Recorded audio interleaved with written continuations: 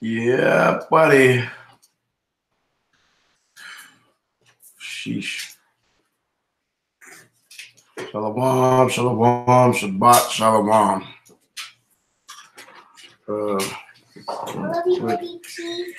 Let me just link.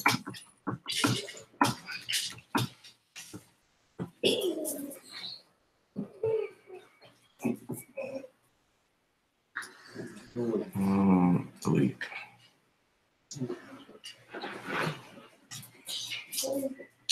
All right. Shabbat shalom, Shabbat shalom. Oh my goodness. Shabbat shalom.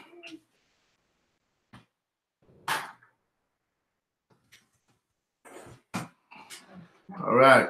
History of PURIM, a story of an Israelite princess turned heathen queen in Persia. All right, so Shabbat Shalom, this is Brother Maharakal Banya Banya Sha'ala, representing Yahweh, Shem Mashiach Yahweh Shai, the army of Israel, E37. Man, the valid, a few ready. One love, one nation, one king. All right, so I just made a boo-boo on the Army of Israel official headquarters channel, which I totally forgot. And when you live stream and you try to show a clip that may have copyright content on it, that they give you a warning during the live stream, which I wasn't looking at. And so therefore, I flagged myself. So I won't be able to go live on that channel for 90 days once again. Goodness. So that's going to be like, what, the summertime? Anyway, I can always upload content, whatever the case is. It is what it is. You know what I'm saying? So we're going to keep on doing the work of the Most High. And that's it. Shalom, Mop, man. We're going to go through the history of PURIM. Okay, which brothers have been keeping. It started from the 13th, okay, which is actually a 2-day event. Okay, so we are in the proper season. We're going to go over the story of Esther from the perspective of the King James 1611 Bible and the King James 1611 Apocrypha, which they took several chapters out and paragraphs out of the canon. Yeah, shit happens, man. It is what it is, man. So, a good thing I know I have I can upload videos, I can rate videos, and that's just what it is. So I'll sit in and put the information on here for live. If you want to come watch the live classrooms, you know what I'm saying? That's what it is. I said Army of Israel live classroom. I'm all over the place right now. Finished. All right. So it is what it is. And so let me go to the channel and put the link over here. Okay. Give me a second. We are live. We are live at the Army of Israel classroom.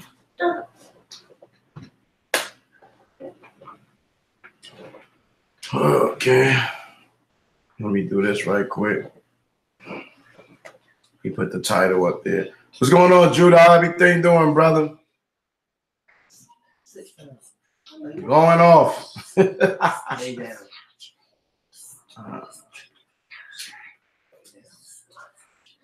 What are y'all boys doing? Are you listening to Unks?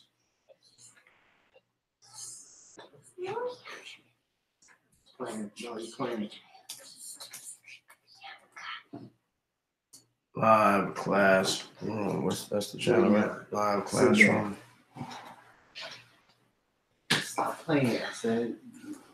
Yeah, I know some people may be happy. Yeah, you can't go live and bomb on us no more.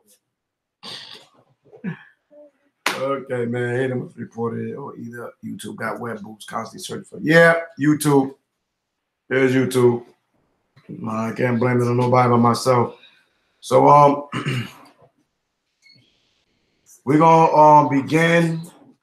We're gonna read out of the Apocrypha. Okay. All right.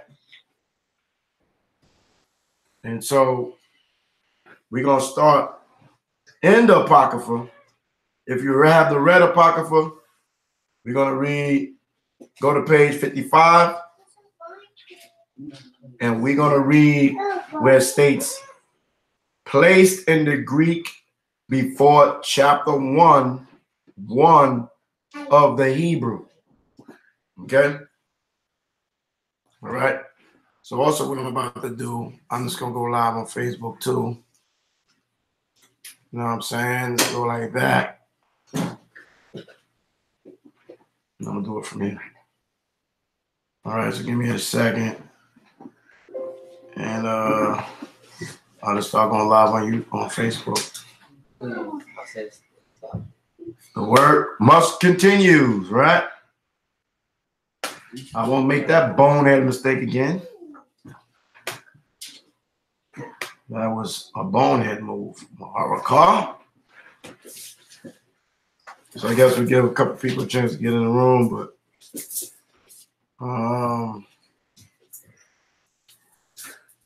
what is this? The history of PURIM. A story of an Israelite princess turned heathen queen of Persia.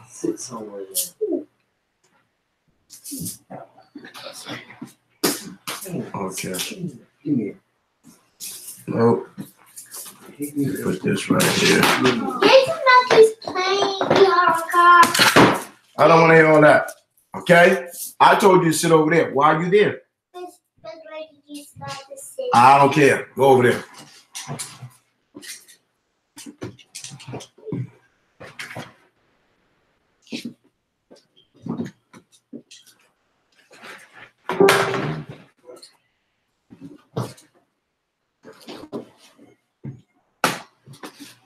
Okay, here we go. Judah, where you at, brother? Still there with me?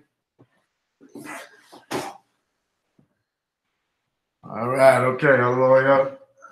So we're gonna go over the story of PURIM. You, little man, move the chair back so I can see you. Move it back. Move it all the way back so I can see you. Move it all the way back. All the way back to the wall. All the way back. Sit right there so I can see you. If I speak to you again, you're going straight to bed. Okay? All right. Karnak. So let's get into the story of Esther. You got your Bible? You got your Bible? You got thing? You could if you all got the pocket fan there, it's right here. All right. So this is the rest of the chapters of the book of Esther, right? So when I'm gonna screen share something right quick for those that don't understand the Apocrypha, right? When you go to the Apocrypha and you click on this, you click on Dishes to Esther, right? Well, this is gonna read this about the Apocrypha right quick. The origin of the word of Apocryphon is Greek, meaning closed or hidden. This refers to the books being kept away for the common souls. Saint Jerome, Hieronymus, 353. Quiet! 352-420 used the word to indicate the books that were part of the Jewish Bible, the Tanakh, but but were included in the Greek Septuagint Bible. Today, the word usually refers to a series of mostly pre-Christian religious books, not part of the official canonical Bible. Most of the apocryphal books in the King James are part of the Old Testament and the Catholic Bible. Catholic refers to these books as Deuteronomical. Probably ain't pronounced it right. They are part of the Bible, but became so only after the first list has been determined. All right, include books such as Tobit, Judah, Wisdom, Solomon, Sirach, Baruch, First, Second Maccabees, addition to Daniel's, Esther. Right. I'm gonna jump down to the original 1611 edition of King James version apocrypha inserted between the Old and New Testament. So if you buy a King James 1611 Bible, you will see these books. Like for instance, this one right here, right? Holy Bible, King James with the apocrypha in it, right? Between the Old and New Testament, right? So it's always good. You can see the book of Tobit here. It's always good to have all your books, right? If you say you are a teacher of the script. So we're going to go to the Apocrypha. We're going to go to the book of Esther. And we're going to read, not that one. Let me see what chapter 11 says. Yeah, Ptolemy Cleopatra. Excuse me, sir. What's up with the noise? All right. So when you read Esther, right? It reads this. If you got your red apocrypha, in the second year of the reign of Xerxes. Now on the Army of Israel headquarters channels, I had just put a clip up there. I thought that I can show the clip, okay, during the live broadcast. I forgot that they do flag if you reveal copyright content during a live, transmission, whatever, video, whatever. So they flagged it live. So now, my live stream is discontinued for 90 days. That's fine. It's all good. All right. I could just work on some music videos, some other productions, whatever the case is, and just upload. I do got a studio, so I can do it like that. Maybe I put some crystal clear 1080 classes up there, because I got some things I got to deal with anyway. So I got an introduction, and there's a movie called what's that movie about Queen Esther, One Night with the Queen. Now when you watch that movie, One Night with the King, right here, right, One Night with the King, they try to make this thing a love story, basically. Okay, an empire on the brink of war. And you can watch this clip on your own, but I'm not going to play the whole thing because I don't want this channel to get the flag. All right. So watch One Night with the King. If you haven't seen the movie, check it out. Right.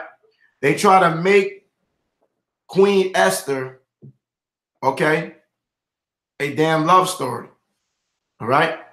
And so they took certain chapters out of the book of Esther, you know what I'm saying, to create an image, you see what I'm saying, that we all together and there's all this love, and Queen Esther was, was in love with her husband, and and which was a Gentile, which was a Persian king by the name of Xerxes, right? Better known as Xerxes, which they say was the son of Darius, okay, right before the Greek transition, right? Shabbat Shalom, it's you. So I was trying to be smooth and cool and productive and put the preview in there. I should have just might as well did the video. Just do it up there. It wouldn't shut down my live stream for that. So anywho, that's something to learn from, and we're going to continue to move forward, and that's it. All right? So get your Apocrypha. We're going to read in the red Apocrypha, page 55, right? And we're going to read the third paragraph down, right? Okay? Who's that? So it says, you want to read? I want you to read. Okay? So we're going to read, and my queen is going to read. We're going to read right here, the third paragraph. All right? So we're going to begin how the story's supposed to start. So if you have your red apocrypha, it shows you where you're really supposed to start the whole story. Okay? So again. It's the book of Esther, chapter 11, and verse 3. Who was a Jew and dwelt in the city of Susa, a great man, being a servitor in the king's court. He was also one of the captives which Nebuchadnezzar, the king of Babylon, carried from Jerusalem with Jeconiah, king of Judah. All right. So we're talking about Mordecai, right? What's that right here? So Mordecai came into the Persian captivity coming from the Babylonian captivity. So he was in basically two captivities. Shalom, what's going on, Aliyah? So Mordecai was in the Babylonian captivity and transitioned over to the Persian and Mede captivity. All right? You about to go straight to bed. Yeah. And this was his dream. So this was a dream. We're going to read about his dream. Yeah. Behold, a noise of tumult with thunder and earthquakes and uproar in the land. And behold, two great dragons came forth ready to fight, and their cry was great. And at their cry, all nations were prepared to battle, that they might fight against the righteous people. Against the who? Against the righteous people. Against the righteous people. All right, so who is the righteous people, number one? Anybody know here? We are. We are who? Who is we? The Hebrews. The Hebrews, right? The Hebrew what? Israelites. Hebrew Israelites, right? So let's get a couple of scriptures to show that right quick, because it says the righteous what? People? People, yes. All right, so Matt, give me Isaiah 26 and read verse 1. All right? And then we're going to read 2 Samuel 7 and 23. Where's your Bible? So go get his Bible. It's upstairs on the counter right there in the front. Yeah, go get the Bible. You're supposed to be without a sword, my man. Yeah, go. You got it? Isaiah is right in the middle of the book, brothers. We gotta practice. Remember these, the order of the Bible. All right. So we got the first 5 books, which is Genesis, Exodus, Leviticus, Numbers, Deuteronomy. Right? Joshua, Judges, Ruth, 1 Samuel, 2 Samuel, 2 Samuel. Right? 1 Kings, 2 Kings, 1 Chronicles, 2 Chronicles, Nehemiah. Start singing it like a song, you might remember it. You know what I'm saying? And I just forgot some. Pashah Rum, what's going on? All right, you got it? Isaiah 26 and 1. All right, read it. Read it loud. Verse 26, Chapter 26, verse 1. Bring it here close.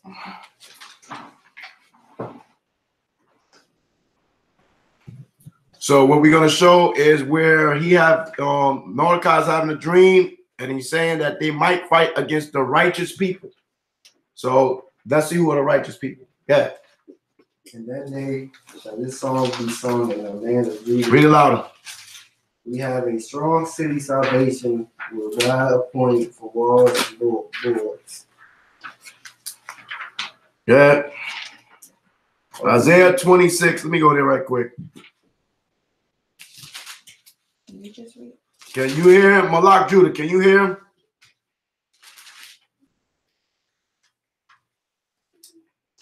Can you hear him, Malak Judah?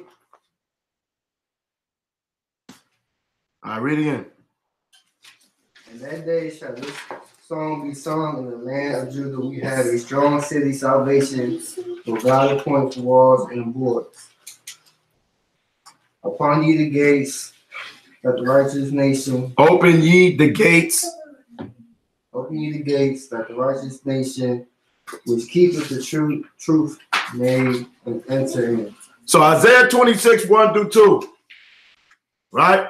It says, open ye the gates, that the righteous nation which keepeth the truth may enter in. Right? Mordecai was sitting here saying, right? Behold, a nation of tumult. It says, and behold, two great dragons came forth. So these term dragons. Why are you still talking?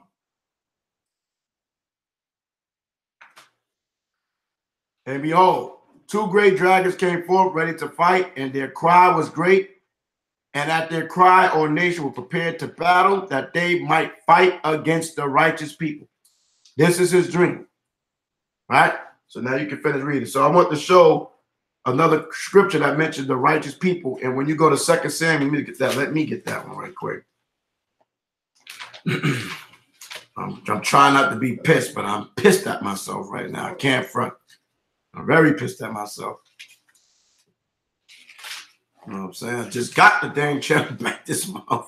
To go live. Oh, man. 2 Samuel 7, 23. And what one nation in the earth is like thy people? They go, thy people, the righteous people, right? Even like Israel, whom the Most High went to redeem for a people to himself, and to make him a name, and to do for you great things and terrible for thy land, before thy people, which thou redeemest to thee from Egypt, from the nation and their powers. For thou hast confirmed to thyself thy people Israel to be a people unto thee forever, and thou, Yahweh, art become their power. Right? So Israel is the righteous people. Isaiah 60 talks about in the kingdom that we all shall be righteous in that day. But we are compared to all nations as the only righteous people. That's the point. So again, finish reading in the book of the rest of Esther, in the Red Apocrypha, page 55, chapter what? 1.1 of the Hebrews. Yeah. And lo, a day of darkness and obscurity, tribulation and anguish, affliction and great uproar upon the earth. And the whole righteous nation was troubled, fearing their own evils, and were ready to perish. 10.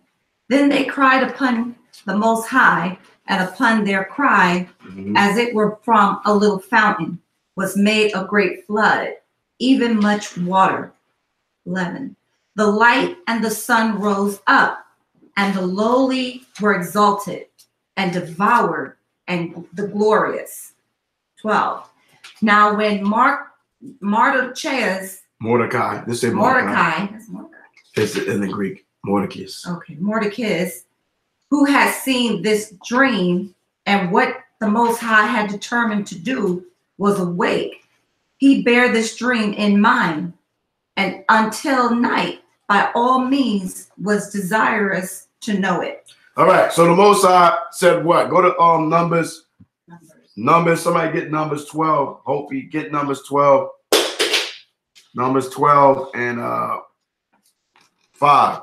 So now the Most High came to this brother, which is a Benjamite. We'll read about that in a minute.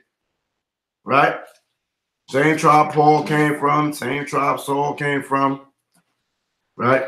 So he came to him in a dream. So what the scripture talk about dreams coming to prophets, this brother was a prophet. Read Numbers 12 and read verse 6. And he said, hear now my words. If there be a prophet among you, the Lord will make myself known, Yahweh. Yeah. known unto him in a vision, and will speak unto him in a dream. All right. So Mordecai was spoke to in a dream. Okay. So when you're trying to put the story together that you see in the book, in the Bible, you have to start from the Apocrypha. You have to start from the rest of the chapters, okay, of the book of Esther. See here? That paragraph there, right? So that's the beginning of chapter 1. So now we go to the book of Esther in the Bible. Go to Esther in the Bible and read chapter 1 and 1 there. Right? So what we read in the Apocrypha, it was the second year of the reign of Xerxes. Right? So now we're about to read about the third year of Xerxes. Right? Read Esther in the Bible, chapter 1, verse 1. Who want to read? If anyone want to read, you can volunteer to read. Come, the water. All right. Let me. I'm so pissed. So antsy. I'm so pissed right now. You dang demons, man. Judah! Oh, man. The book of Esther, chapter 1, verse 1. Which we read is really is in chapter 1 too. So it's the same chapter. That's part of chapter 1 we read earlier. Okay, this is just the continuation of chapter 1. Okay. Now it came to pass in the days of Ahasuerus. Right. You see how the subject matter changed? So when we was reading in the Apocrypha, the last verse said, now when Mordecai, who had seen his dream and what the Most High had determined to do was await, and he bared this dream in mind and until night, by all means, was desirous to know it. Then it says what? Now what? Which reigned. Read it again from the top. Now it came to pass in the days of Ahasuerus, which reigned. And from India. India. India. Even unto Ethiopia, over in 127 provinces. So when you do the history on the Persian Empire, they had one of the largest empires on the planet. Okay, from reigning all the way from India all the way down to what they call the land of Ham in Ethiopia, the Cushites. All right, so he was controlling all Asia Minor, Asia, and even in so-called Africa. Yeah, which was a dual kingdom. Yeah. That in those days when the king Ahasuerus sat on Xerxes. That's his nickname, Xerxes. Like from the 300, we're reading. That's who this king is, Xerxes. Okay.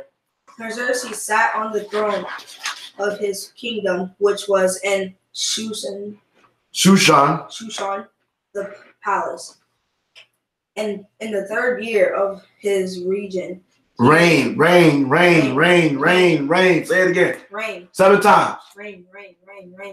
Say it again. Rain. All right. Rain. Yeah.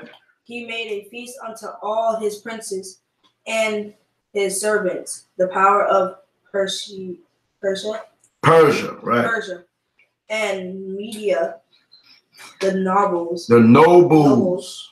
and princes of the provinces. Thank you. Yeah. Being before them. All right. So now we're reading about the third year. When we first started, we was reading about the second year when Mordecai had this dream. All right. And this topic going to be brought up later on again. Right. So go ahead, continue. When he shewed. Right. That's another word for show. So when you see shewed, is this show.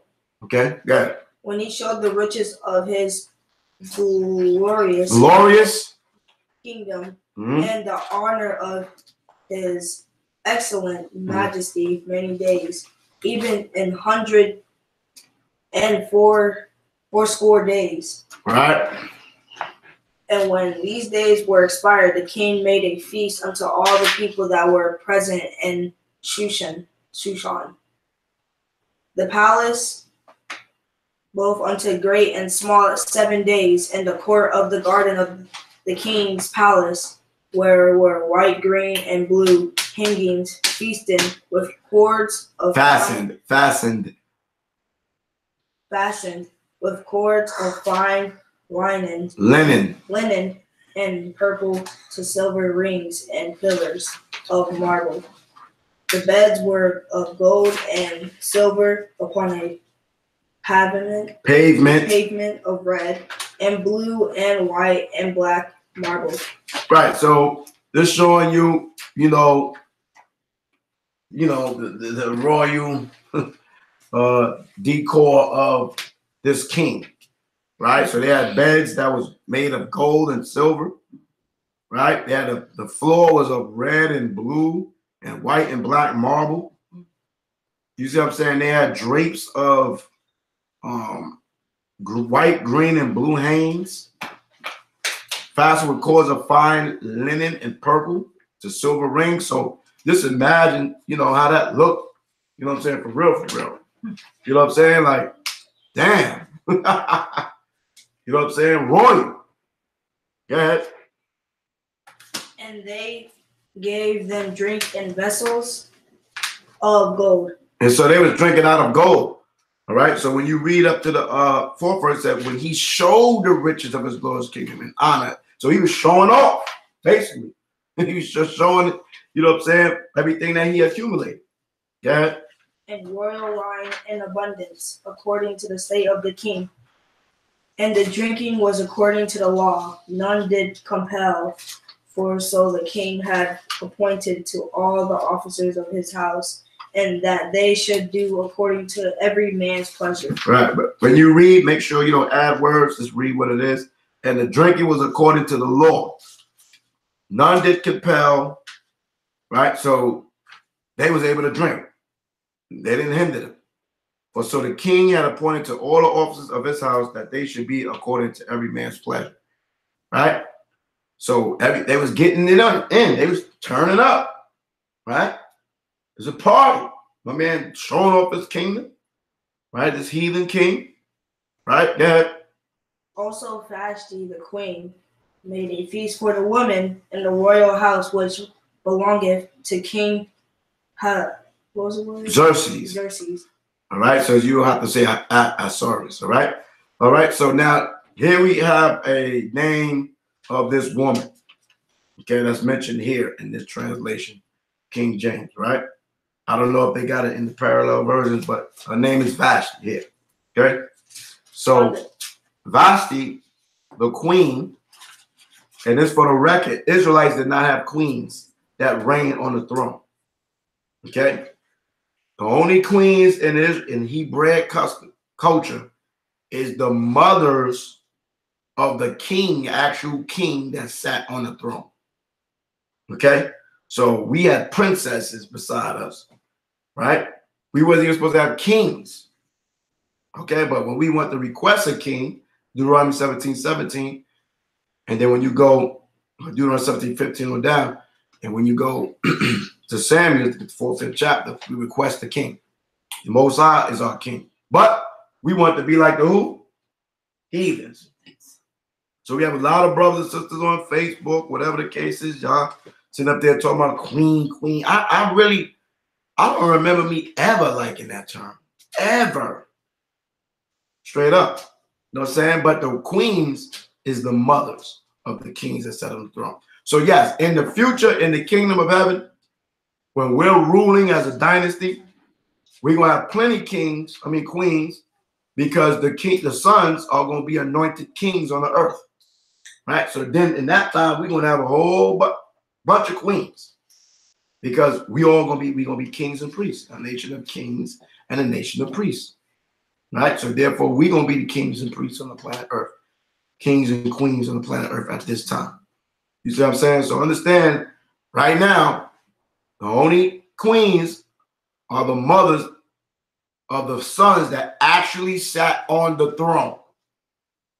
Okay? Actually sat on the throne. In the kingdom, we're going to have kings and queens and priests, because the men is going to be crowned kings. Okay? So obviously, they have mothers, so they're going to be queens. All right? Our wives will be princesses and queens, because their children go to be kings. So, Lord, yeah, I can see when we in there, it's all right, queen, right? You know what I'm saying? So, I mean, we can rehearse the righteous acts, that's fine, but let's not get it misconstrued with the, conscious community. And these niggas that always try to damn seduce you. What's going on, queen? Queen? Get the hell out of here, Negro. All right? So, guys, finish reading. We in the book of Esther in the Bible, chapter 1, verse 10. On the 7th day, when the heart of the king was merry with wine. So what does wine do for you, Matthew? Read it again. He said medicine. He said, read it again. On the 7th day, when the heart of the king was merry with wine. Well, so what does wine do for you? Mary. Right, it makes you merry. Okay? You see what I'm saying? At first it makes you merry, then first Ezra talk about it start going crazy after a while if you drink too much. All right? So go ahead. He commanded me human, Good. Me human. Bista, and Harbunah, and Bitha, and Abag, the Zethar, Bagda. Bagda, and Zethar, and Karasth. How you say that? Try to say it how the best you can say it. Zethar. Look, break it down. C-A-R was, how would you say C-A-R? Car, right? Yeah. All right, then just say it how it look. Try to break down the words. Car. Carcass. Cuss. I mean, shoot, we ain't gonna know all these names either in the Bible, but just try to pronounce it. Cuss. Right? Caucasus. Not that. Yeah.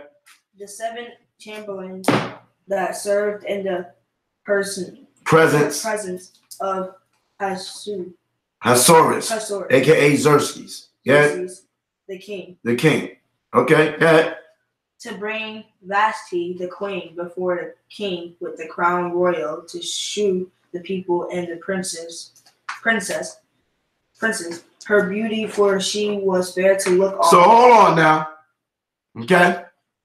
Right? This woman, this king that was ruling, right? What do you want to do? Hobie. What he was trying to do? He was reading it. What he was doing? Oh, she tried to shew the people and the princess her beauty for. So what he was doing? She was killing people. Man, where you get killing anything from, man? What he was doing, man? What he was doing? I mean, you read what he was doing. She was showing people her beauty. In other words, give me another word for it. Give me another word what he was doing. She the people her beauty because of you. That word right there in the Hebrew is Strong's H3308. yapah, Yafi. right? Yapah.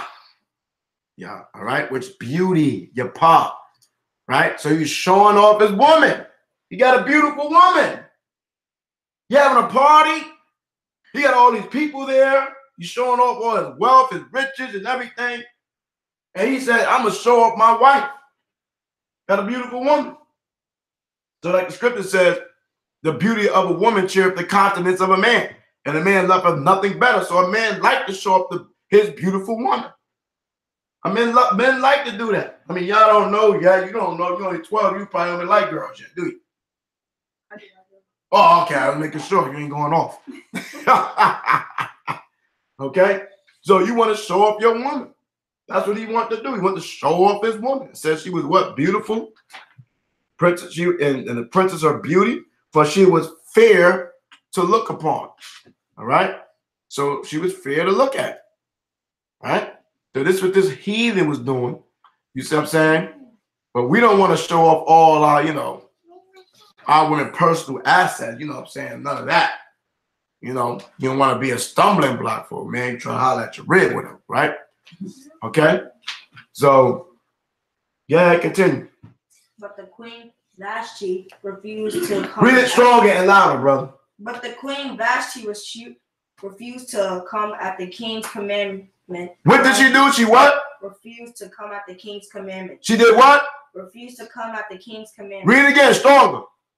Refused to come at the king's commandment. So the king said, I want my wife to come. I'm going to show off. And she did what? Refused to come at the king's commandment. She refused to come at the king's commandment. All right? So here's the man that is a king, right? With power, wealth, riches, everything. And the woman still what? Refused to come at the king's commandment. Man, so if you broke like me and finished and hawk smashed, Damn. You know what I'm saying? This man got power.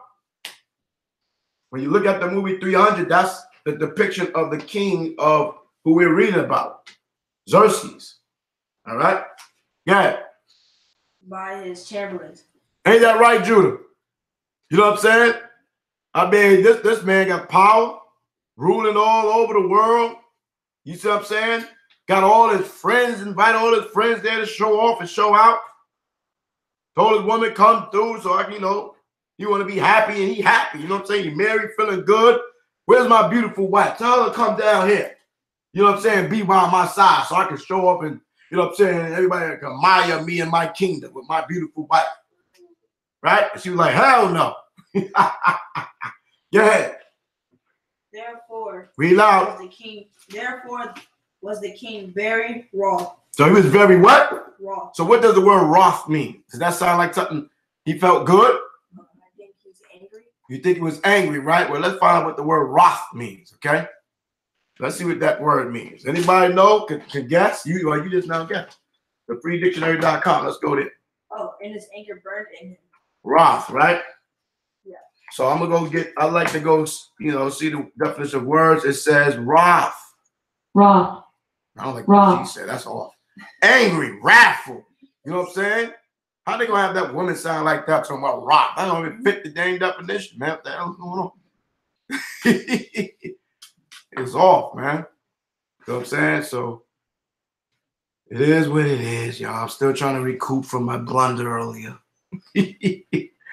Oh man, so she was wroth. I mean, the king was wroth. He was angry, very angry, upset, steamed. You know what I'm saying? Because he want to show off his woman. You know what I'm saying? He feeling good and happy. And she declined, you know what I'm saying, his request. Right? So go ahead. So he was very wroth. And his anger burned in him. And he was burning. He was burning, heated. Go ahead. Then the king said to the wise men, which knew the times, for so was the king's manner toward all that knew law and judgment. And the next unto him was Karshi. Hold on. Karshana. So in the blue letter, it's Strong's H 7107. Katsaf. Katsaf. So it says to be displeased, be angry, fret oneself, be wroth, furious, rage, like the Incredible Hulk. Okay, he's known for being enraged. Right? So this man was steamed. Yeah. So now he goes to his counselors and asks them to get their opinion about the situation. Right? So then the king, let me read over what you read. Then the king said to the wise men, which knew the times or which knew the law. Right? So it says in parentheses in my Bible, for so was the king's manner towards all that knew law and judges. So he went to the men, you know, like the judges. Like we're supposed to go to the gates of the Lord. We're supposed to go to the judges to deal with situations. Right? So here's this man going, he's a king, and he's going to the judges to see what can be done about this rebellious woman. Yeah. And then Verse 14. Yeah, and the next unto him was Karshana, Shathar, Admala, Tarshish, Marsina, and Memokan. Yeah. The seven princes of Persia and Media, the Persian and Medes. Yeah. Which saw the king's face and which sat the first in the kingdom. So these was his closest counselors, right? Okay, that's who he saw first every day, right? He had 7 men rolling with him that was close to him, right? Read verse 15. What shall we do unto the king? The queen.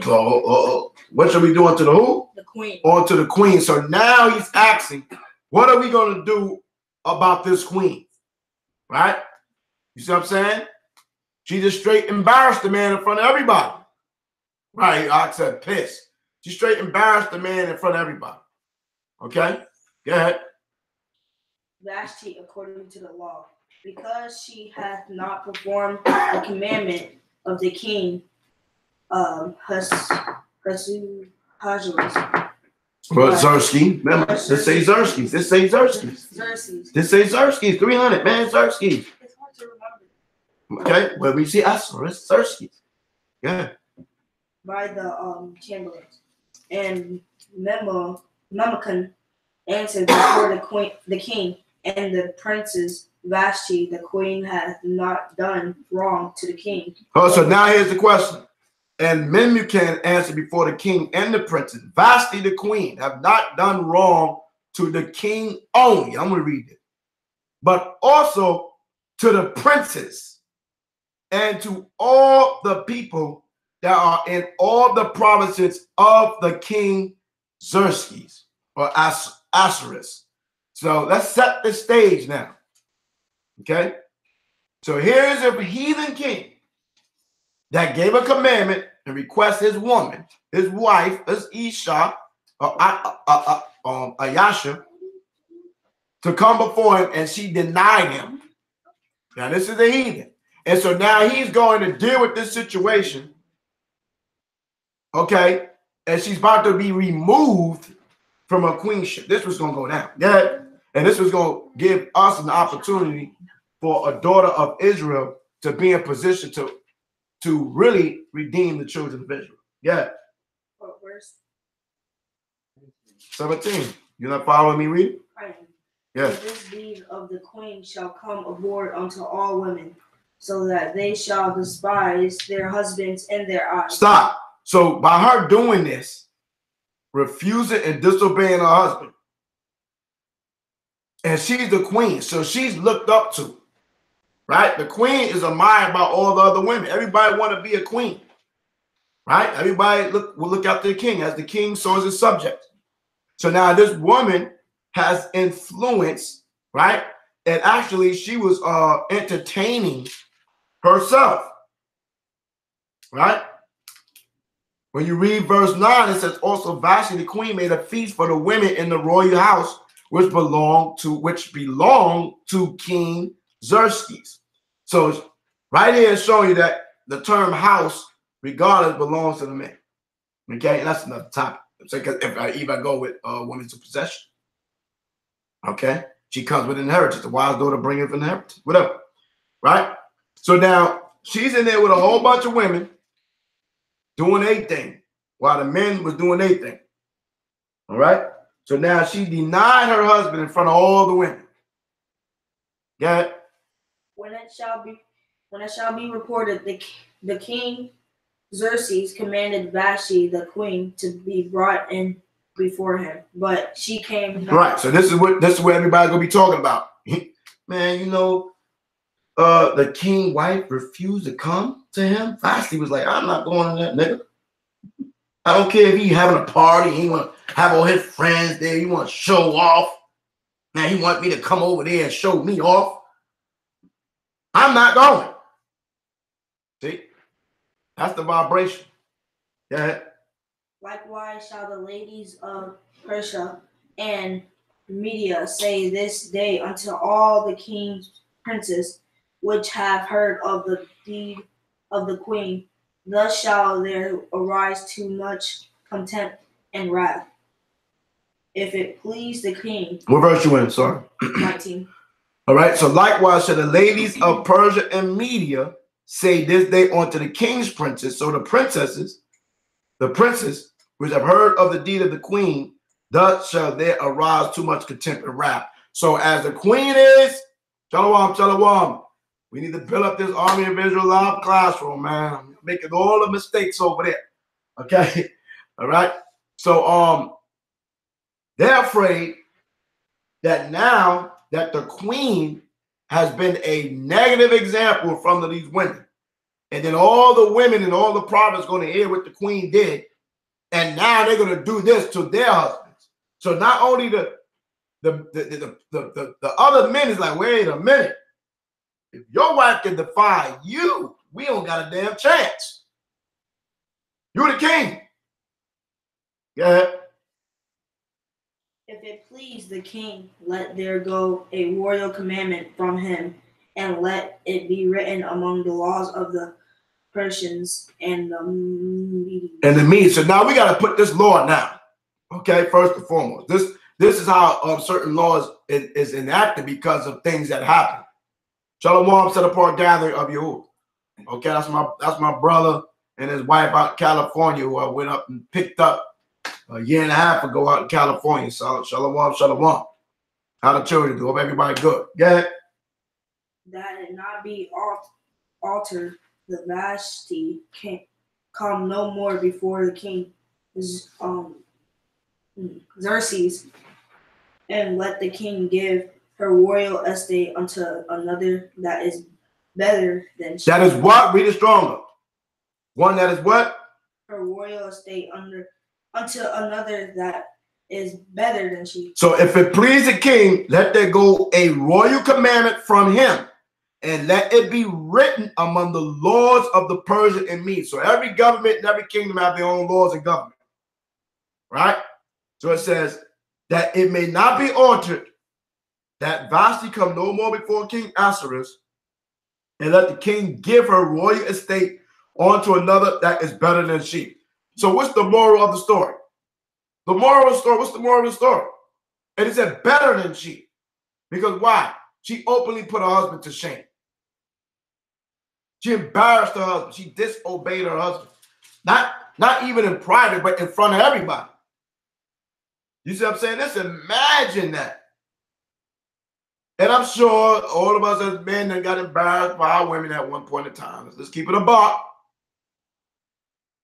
You know, disobeying loud, in front of people, whatever.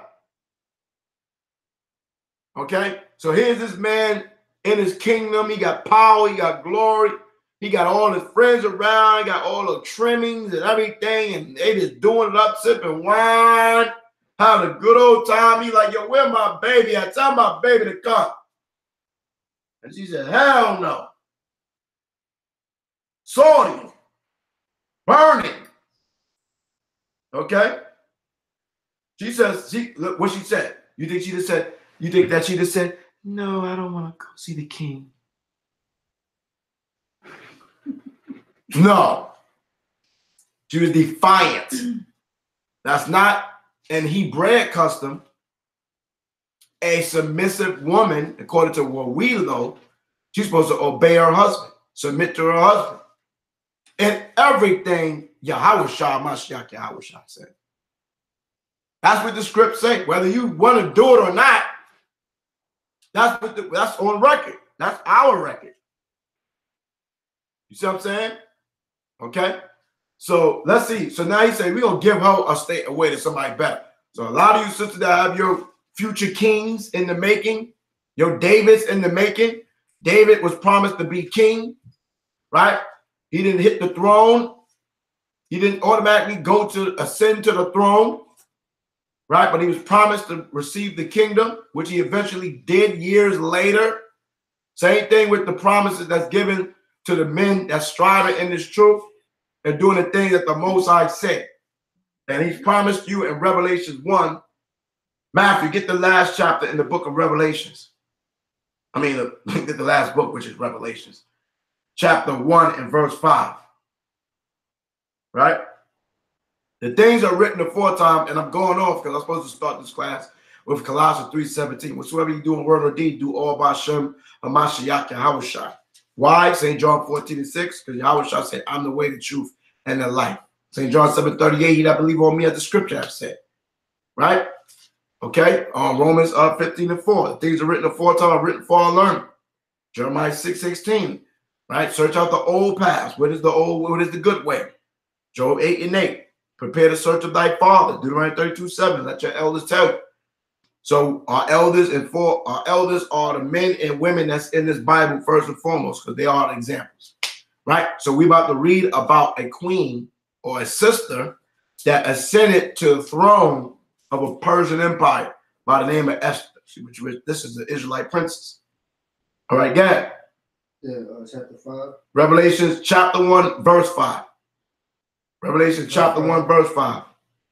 Therefore, Yahweh, who is the faithful witness and the first begotten of the dead and the prince of the kings of the earth. So he's the prince of the who? King of the earth. So Yahushua is the prince Kings of the of the kings of the earth, because he's a prince. That means who's above him? Yahweh. Yahweh. So if you're the prince, that means you're the son of a who? Yahweh. Which he must be the what? The Father. Right. But if you're a prince, then who's above the prince? The king. The king. So the Most High is the king, and Yahweh is his son, which makes him the prince of the kings of the earth, which is the Israelites. Okay? So 1 Corinthians 11, 1 through 3. Got it? Unto him that loved us and washed us from our sins in his own blood, Yeah. and hath made us kings and priests. And have what? Made us kings and priests unto God. And have made us kings and priests unto the Most High. Right? Okay? So the nation of Israel is a royal priesthood, and we are a royal nation of kings and priests. Right? Shout out to the brothers out in Florida. Their name is Nation of Kings and Priests. Out of the Bible, Revelations. Okay? Nation of Kings and Priests. So let's finish reading. Where you at? Tell them where you at. Esther chapter 1, verse what? Verse 20. Verse 20. Yeah. When the king's decree, which he shall make, shall be published throughout all his empire. For it is great. All the wives shall give to their husbands honor. All the wives should give to their husbands what? Honor. Dishonor. Did it say dishonor? It says honor. Right, that's what I'm saying. So dishonor is not honor. That's why I said that. They're supposed to honor their husband. And this is what the heathen kings is saying right now, and the princesses. Yeah. Both to great and small. So if your man got a little bit of money, you giving him honor. If your man and he rich and wealthy, you giving him honor. It don't matter. It don't matter his status. That's your husband. If he's a damn janitor, you're gonna honor him. If he's a CEO, you're gonna honor him. Right? If he's a street teacher, preaching the Bible, studying, you're gonna honor him. Small as well as the great.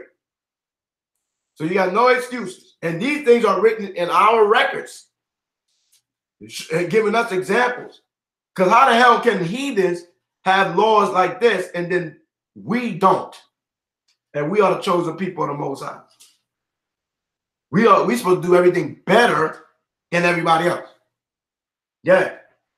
And the same pleased the king and the princess.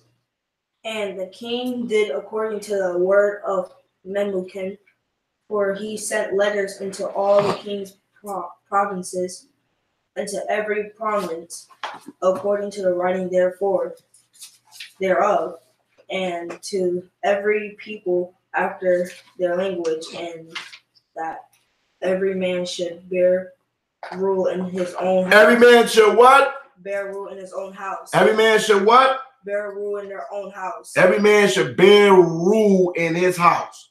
So the man is the ruler of his household, regardless.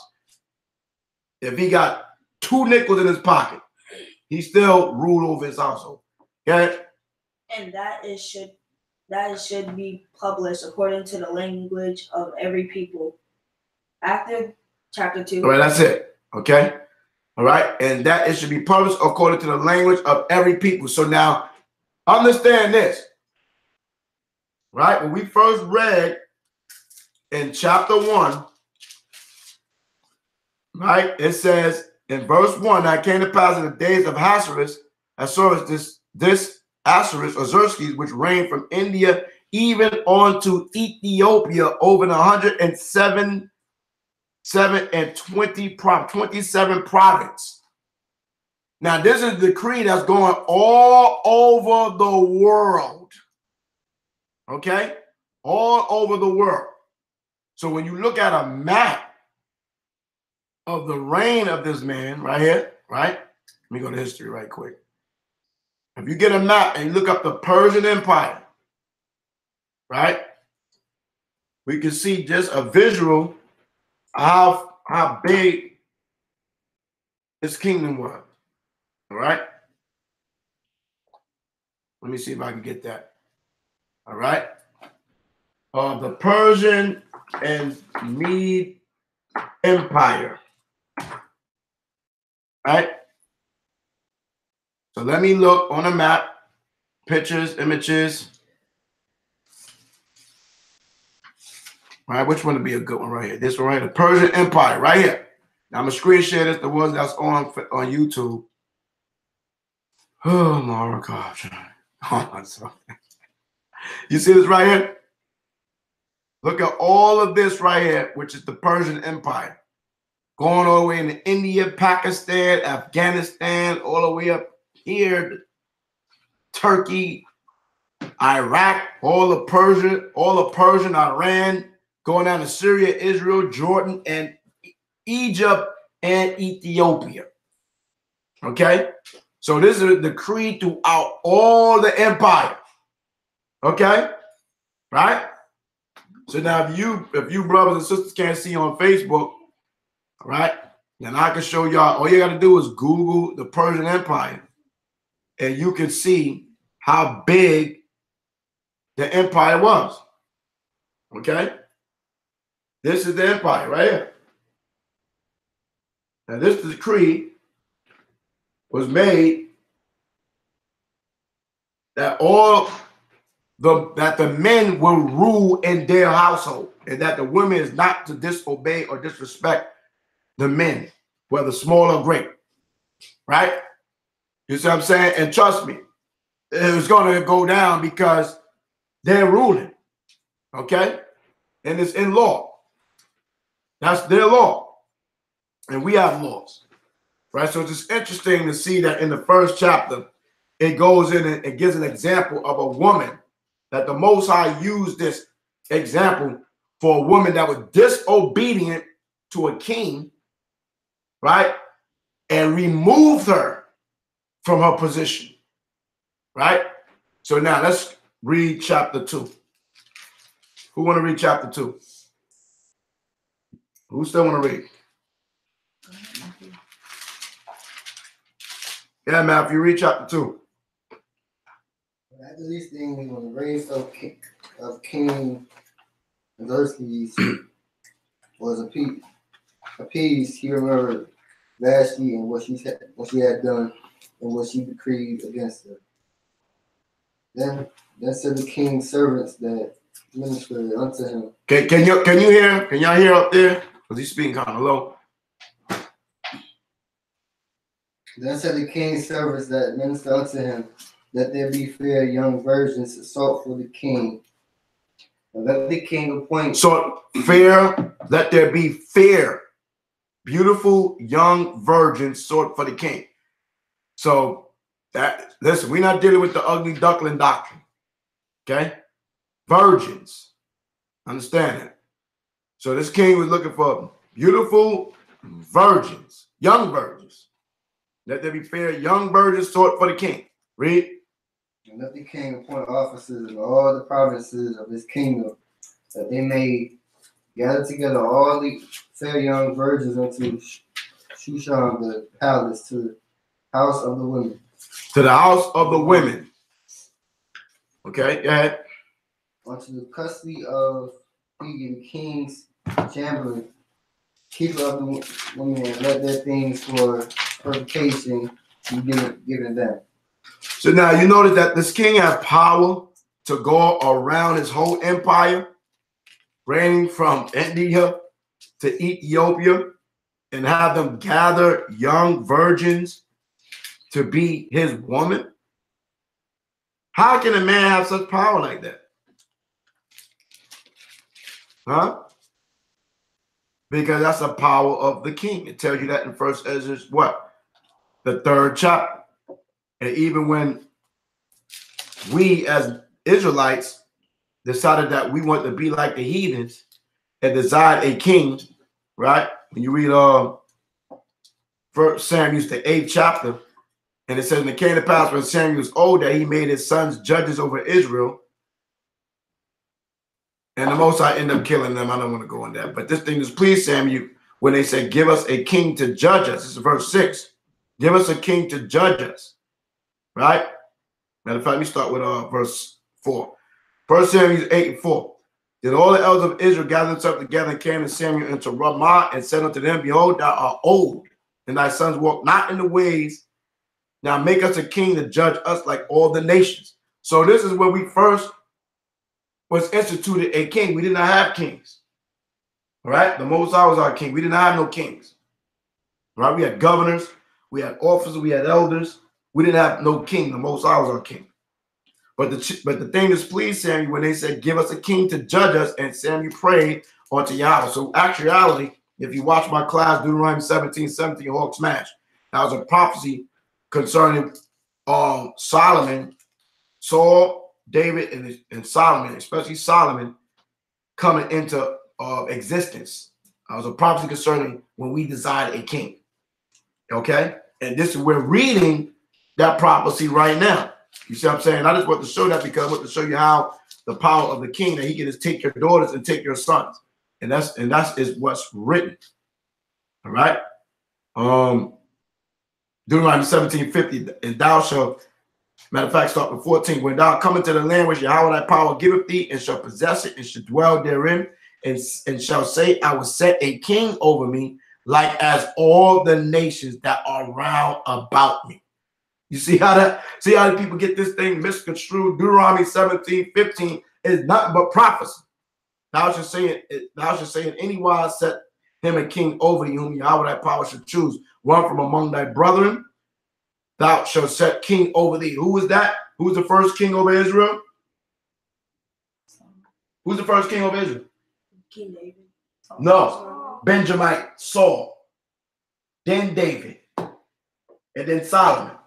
Okay? All right? So these things been taught. This was a prophecy back in Deuteronomy 17. It says, thou mayest not set a stranger over thee, which is not thy brother. And you continue to read on. Okay? So when you read it in Samuel 8, right, and go down, he's gonna tell you, okay, he's gonna warn Israel about having a king. Verse 10. And Samuel told all the words of the Yahweh unto the people that asked of him a king. And he said, this would be the manner of the king that shall reign over you. He would take your sons and appoint them for himself. Right? So he can just come grab your sons and enlist you in the army. Whatever he need to do with you, he can do that. And it says, and appoint them for himself, for his chariots, and be his horsemen. And some shall run before his chariots. And he appoint him captains over 1,000, captains over 50s, and would set them to ear his ground, and to reap his harvest, and to make his instruments of war and instruments of his chariots. And he would take your daughters to be confectionaries, and to be cooks, and to be bakers. See that's it? See what I'm saying? So the king have all power. So this is what this king doing. He said, listen, go find all the young fair virgin. This is a heathen king. Okay? So go ahead. Go back in Esther and read.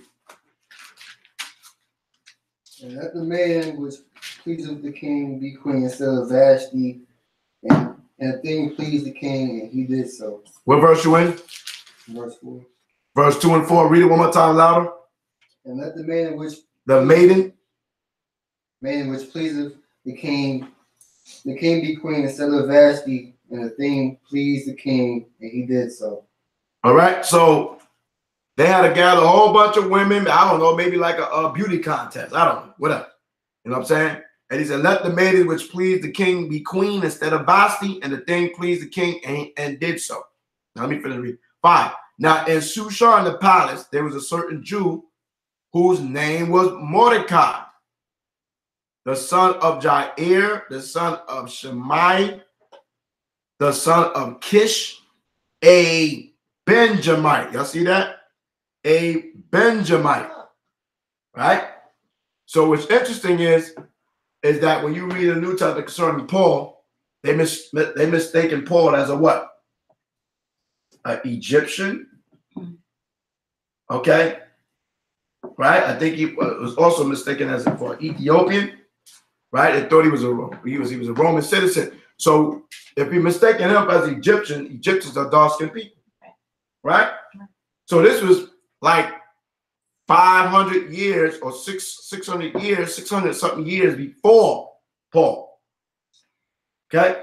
Right? Understand that. So this is a Benjamite. and it's called, and they said he was called a what? Jew. Now, how can Mordecai be called a Jew if he's from the tribe of Benjamin? Huh? Because when the northern kingdom split after the reign of Solomon, right? You had three tribes: Judah, Benjamin, and Levi. Yeah. Judah, Benjamin, and Levi dwelt together.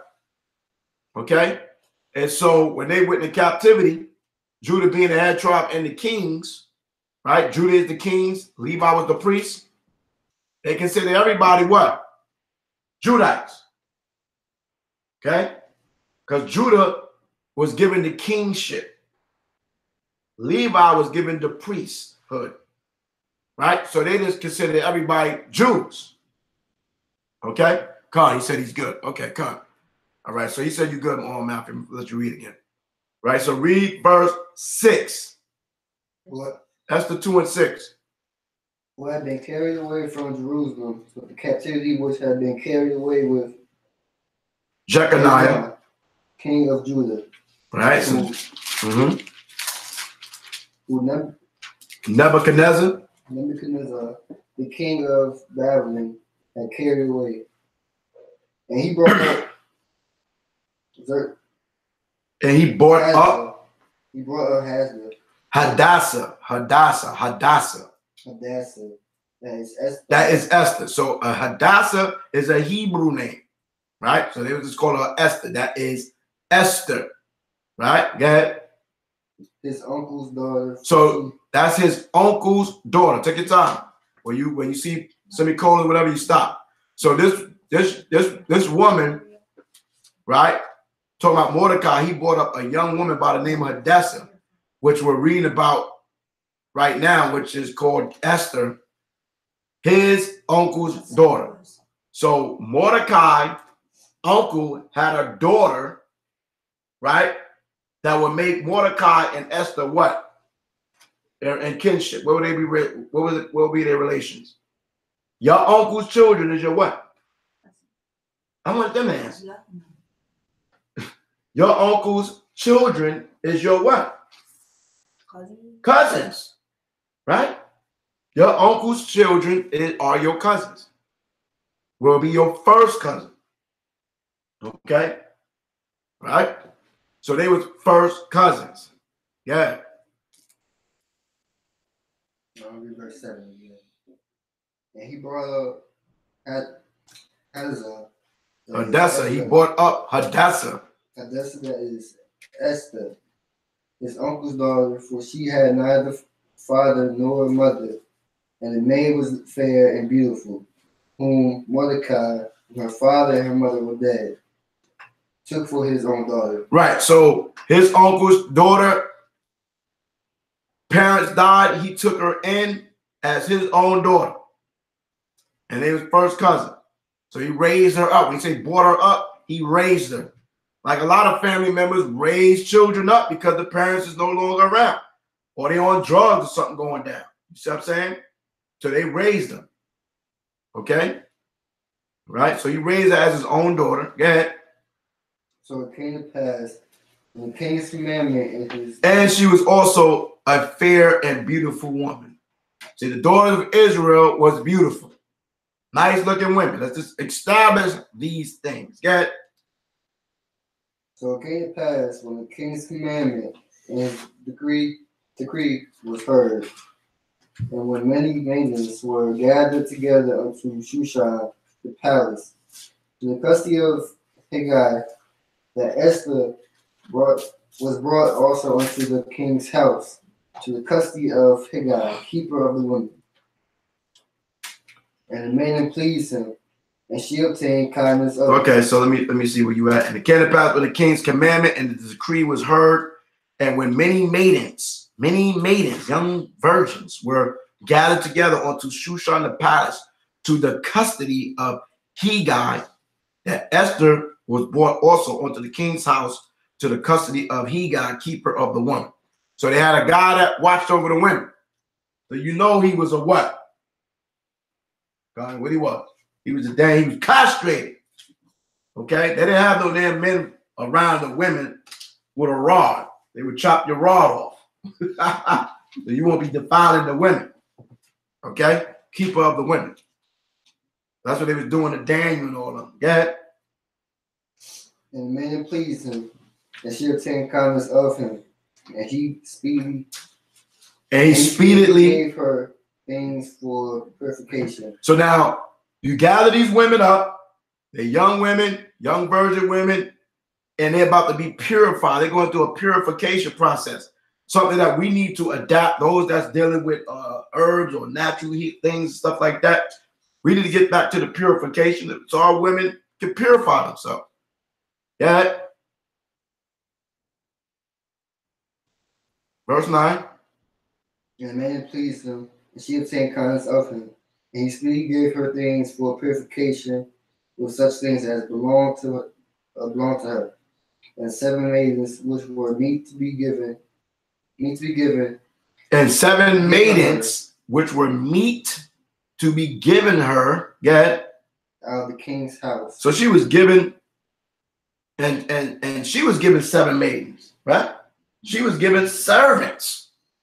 How many of you sisters out there wouldn't mind having 7 maidens to help us loud? Sure wouldn't mind. Huh? I wouldn't mind. Go ahead. And he preferred her and her maids unto the best place of the house of the women. So they blessed her again, and he said he preferred her and her maids onto the best place of the house of the women. All right. So our Benjaminite sister was given the best, was given 7 maidens, the best chamber, right? She got it going on. Yeah. Esther had not shewed her people nor her kindred. Mordecai had changed her that she should not shew it. And Esther had not showed her people nor her kindred, right? For Mordecai had charged her that she should not show it. Wait a minute, Malak. That sound, what does that sound like? What does that sound like? That this statement says, Esther had not showed her people nor her kindred, for Mordecai had charged her that she should not show it.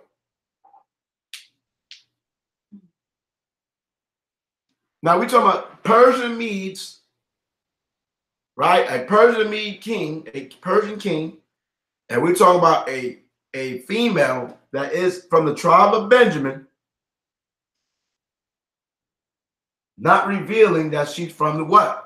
Tribe of Benjamin, that she's a Jew.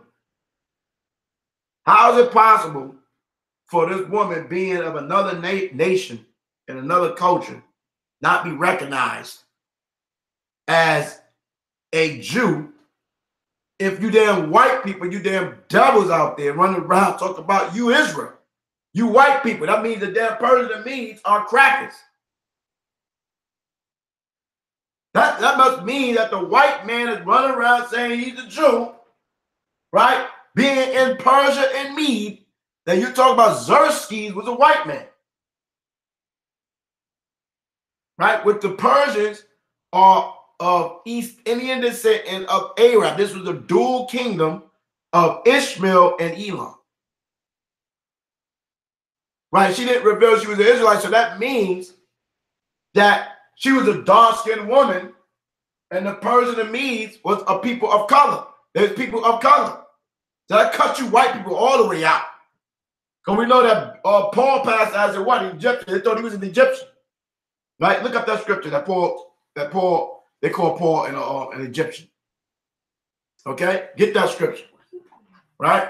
Even these little things like that will cut the hell out these people that's saying that. You see what I'm saying? Right? That cuts you right there. That Israelite woman from the tribe of Benjamin that was called a Jew was looking and looked like the Persians and Medes. And even when you look at it today, like, I mean, if you look at it, you know, that's complexion, you know what I'm saying, a description of you because they couldn't tell she was a Jew as we finished reading on in the story. Okay, so you damn white people, you can never be the children of Israel. You can never be Israelites. Stop your damn lies. Okay, just stop it. Okay, straight like that. I know you want to be us so bad. Okay, and you a damn put all your fake images all the way around the world and try to make it seem like you're the people of the book. Can you pass me that picture right there, the big one? Pass me the big picture right there.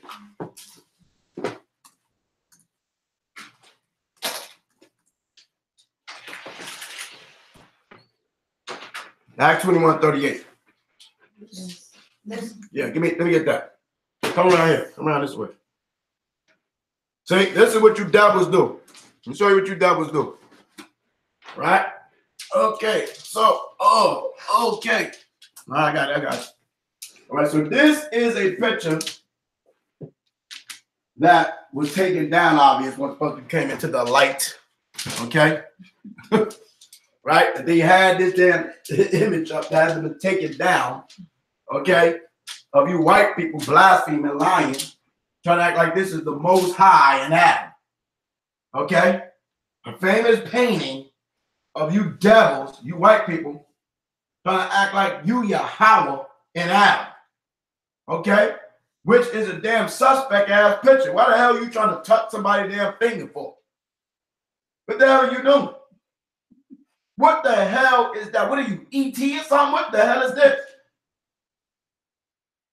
That's homo as hell. You was ready up there reaching up, you grab, trying to touch your little fingers and all that. You white people been lying forever. Okay? Acts 21:38, read it.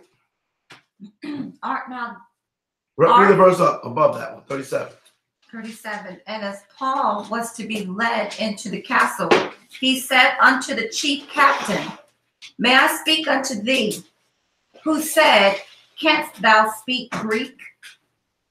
Art not thou that Egyptian, which before these days madest an uproar, and led us out into the wilderness 4,000 men that were murderers?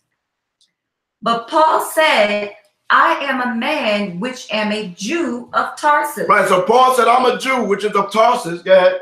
A city in Cilicia, a citizen of no mean city. So when you go to Romans, what? 10, right? He tells you that he's from the tribe of Benjamin. 10 or 11, he's one of those. Right? So now this is a descendant. Esther is a descendant of who? Paul. Oh, yeah. So I just want to bring that out. That's crazy to see that, you know, this woman, you know what I'm saying? They didn't even know if she was Israelite. Okay? So now what verse we left off in?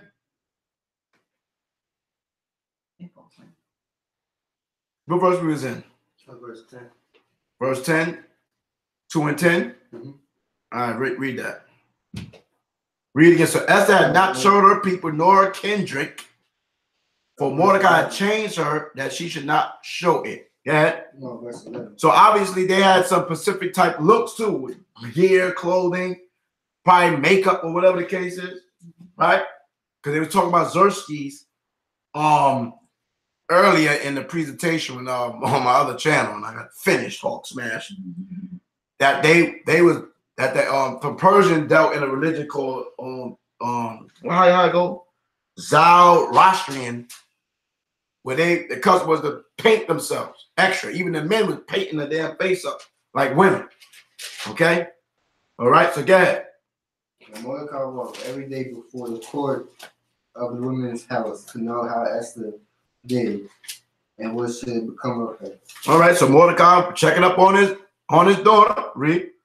Now, when every maid's son was come to go in to the king Xerxes, after that she had been 12 months. 12 months. So it took them 12 months before they could go see the king. Okay. According to the manner of the women, and so were the days of their purifications accomplished. Purification accomplished. Go ahead. To wit, 6 months with oil of myrrh. So they was getting when you go to the salon, right? They was like a perpetual salon of oil and myrrhs, getting saturated down. Their skin is getting saturated from head to toe with oils and myrrh, boy. Constantly massaging, putting all those oils and myrrhs in them. You know what I'm saying? It's gonna saturate to their body for 6 months. Just imagine 6 months every day you get saturated and oil down with these oils and myrrhs. Damn. Boy, what man will refuse his lie? All right. Yeah, read the rest.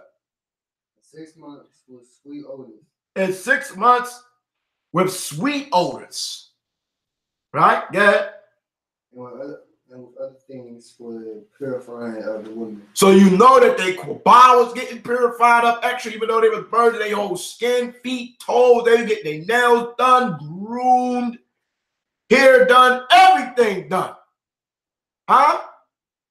Would you want your woman or a woman to be purified like that for a whole year and then present it to you? Just imagine that. Just imagine.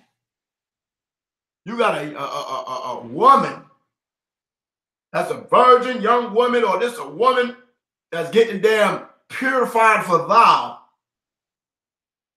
for a whole year.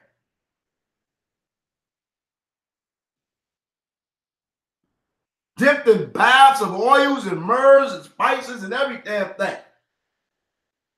And she come before thou. Dang. Man, we gotta start instituting this in the camp.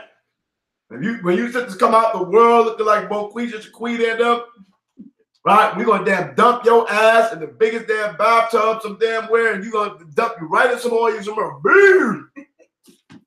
Just dip you in it. Blah!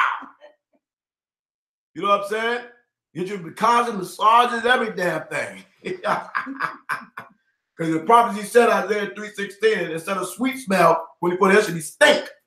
Okay? So we have to get you right. And we need you gotta get you right.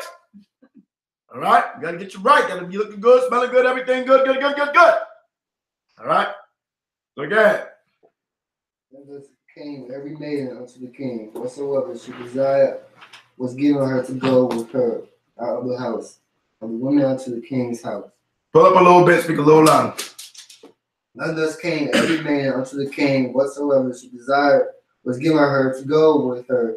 Now, when every maid's turn was come to go to King Esdras, after that she had been 12 months, according to the manner of women, this is verse 12, where so were the days of purification accomplished, to wit, 6 months with oil of myrrh, and 6 months with sweet odors, and with other things for purifying of the woman. Then it said what in verse 13? Read again. And thus came every maiden unto the king. So that's when they come see the king after this 12 months. Yeah. Whatsoever she desired was given her to go with her out of the house of the women unto the king's house. So whatever she desired, she was given these things. Okay, to go see the king. Yeah. In the evening she went, and on In the morning she went. in the morning she went. Did they say the morning? Said No, so you read what it says. I'm just being sarcastic here. Right? So in the morning, it said when the sun come up, they went to see the king. You notice how everything in the Bible always be mentioned in the evening? They always mention the evening. Mm-hmm. You know what I'm saying? In the evening, you know, you're clean. In the evening, this. In the evening, that. To keep the feast in the evening. I don't see nowhere where it's talking about the damn when the sun come up. You know what I'm saying? I don't see it. People want to keep the Shabbat when the sun come up. Where's that in the script? Everything is the evening. Don't get it. Yeah. In the morning she went, and on the morrow she returned. In the evening she went, and on the morrow, right, which is the morning, or the morrow of concerning of the same time, because that going into the same time. In the evening she went, and on the morrow, she returned into the second house of the woman. She returned into the second house of the woman. So they must got a stage, right? You come from this house, then you graduate to the next levels, right? So he went in the evening to see the king. I wonder what went down in the evening. Huh? You done took a whole year to get purified from head to toe. Manicure, pedicure, hair done, everything done. Bar freshened up, all type of stuff, everything. Then you go to see the king in the evening. It's dark in the evening. What you think going down into tomorrows? I don't know. Let's go. Let's go. The custody of those guys. The king's. So she went to the custody of the Shah Ashgaz, whatever. Yeah. The king's chamberlain, which kept the king's chamberlain. Yeah. Which kept the concubines. She came in. So which kept the concubines. So now they are considered what? Concubines, which kept the king's concubines. Yeah. She came in unto the king no more, except the king delighted in her, and that she were called by name. Okay. So it says so they was they go to the king and spend the night with the king and accept the king, and then she will be moved up to the second house where the concubines at, and she came under the king no more except the king delighted in her and that she was called by name. So she couldn't get mad and say, "Where's Zerskis? Where's Zerskis? Why you ain't spending no time with me? I want to have some time spent too." Right? You couldn't be complaining. Right? She wasn't doing no complaining with King Xerxes. When Xerxes had money, power, every damn thing. You Negroes, we don't got, we niggas that got there barely 2 nickels to rub. Your ass can't do that, huh? You can't do that. Right? You got 2 nickels to rub and you ain't gonna spend no time with her. She gonna start buck wilding with her. Okay? You ain't got no power either. What you mean you ain't gonna spend no time with me? She gonna go spend time with Junebug, Rufus, and Earl and them. Malak, yep, I know that's what you do. Malak June. You see what I'm saying? Because she can't come see you until you call for her. All right? Yeah. And when it turned to Esther, the daughter of Abihail, the uncle of Mordecai, who had taken her for his daughter. So Esther ain't go yet. So we wasn't reading about Esther, we were reading about the process. All right? So these women belongs to the king. So he had more than what? Oh, say it loud. He had more than what? He had more than what? The king? Oh, he had more than one woman. Thank you. Boy, she said that real low. He had more than one woman. He had more than one woman. He had more than one woman. Huh? More than one woman. Right? You can come better than that, man. Come on, man. Come on. He had, even Judah saying, come on, man. He had more than what? One woman. Right? Persian man. All right? Had more than one woman. You Negroes get mad when we talk about more than one woman. You old Negroes and old spirits and everything, you just mad. Okay? So he had more than one woman, and now we talk about now Esther. Now read verse 15. When the turn of Esther, the daughter of Abihail, uncle of Mordecai, who had taken her for his daughter, was come to go in unto the king. She required nothing but what Hagel, the king's chamberlain, the keeper of the woman, appointed, and Esther obtained favor in the sight of all of them. See that? She wasn't trying to get nothing off him. You know what I'm saying? Hit that like button, fam. That's why hit the like button. You know what I'm saying? I know we short changed over here because I just got bumped off the Army of Israel headquarters being dumb. All right. So I'm 3 days, 3 months, 90 days. We get to work on this channel, try to build this channel up. Okay. But hey, it is what it is. All right. Okay. So, just lost my thought. Just lost my thought. I was looking at what the brother was saying it there. Okay. All right. Well, read that verse again. We use that.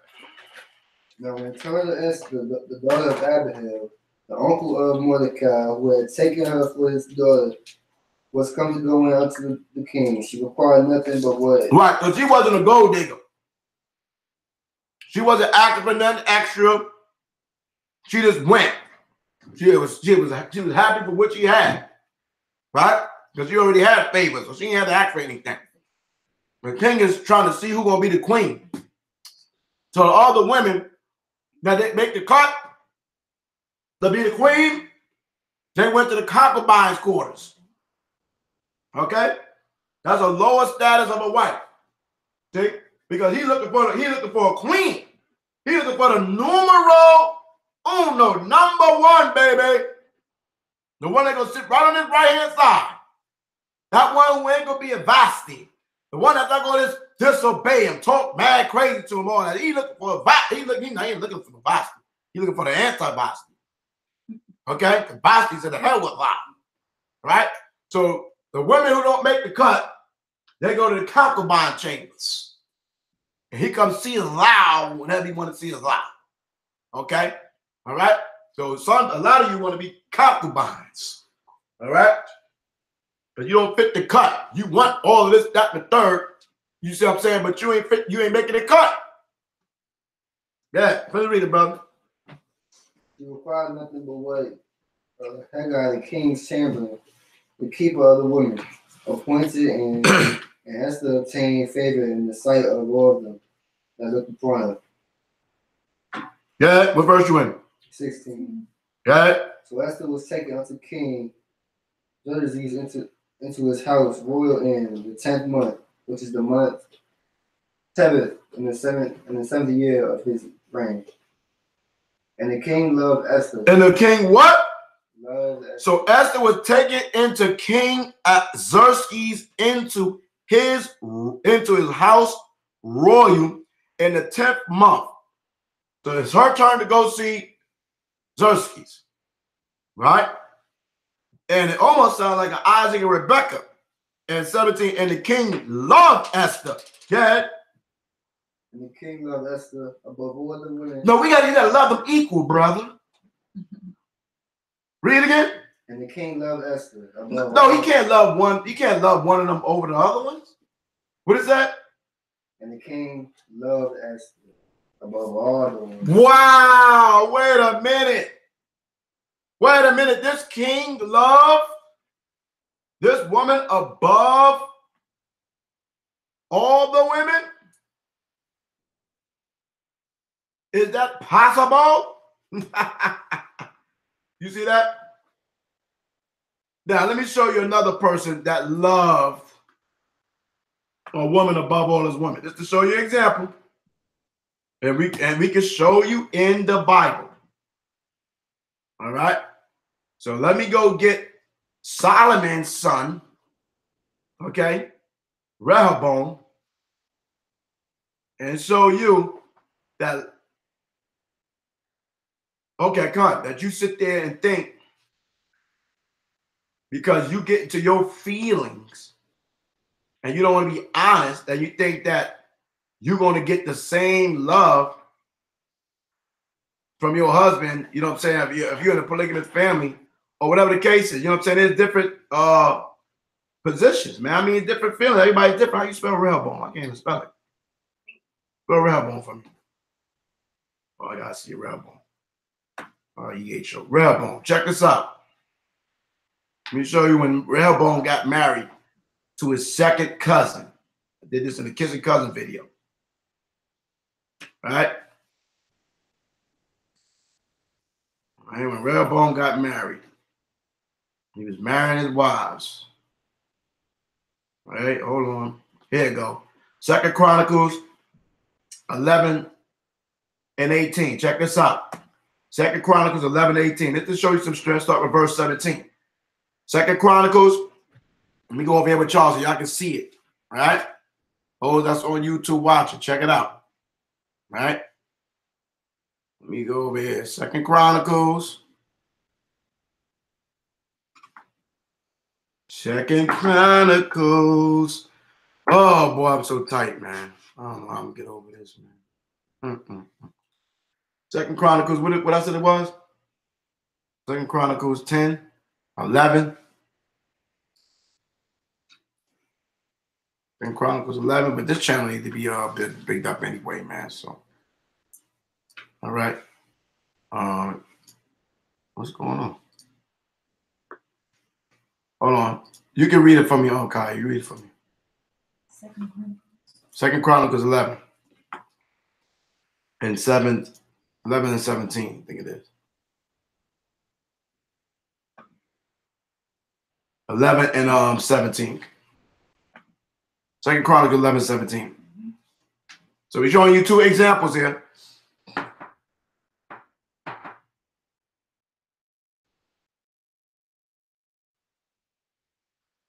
You got it? Second Chronicles 11, 17. Let's get it. Second Chronicles 11, verse 17.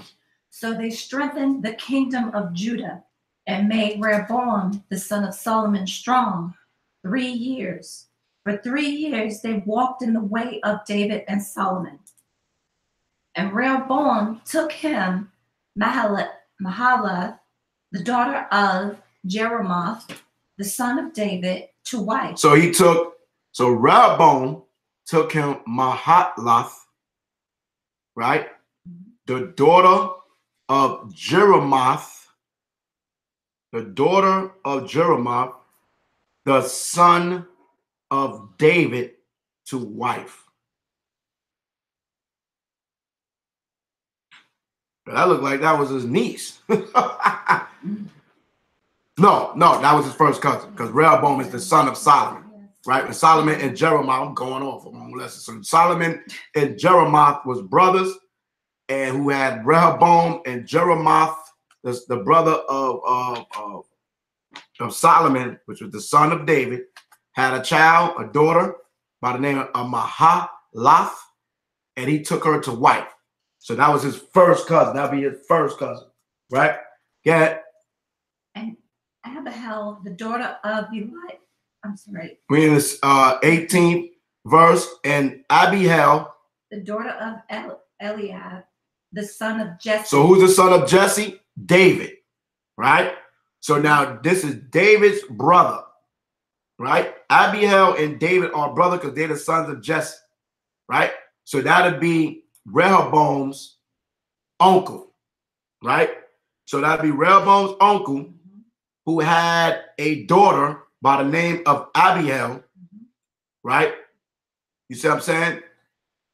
Which would be hold on, I'm getting mixed up here. All right, let me get it right. And Rehoboam took Mahalath, the daughter of Jeremoth, the son of David. So Solomon and Jeremoth was brothers because they're the sons of David.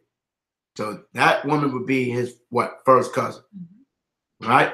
So now he married up. He married his great uncle, right?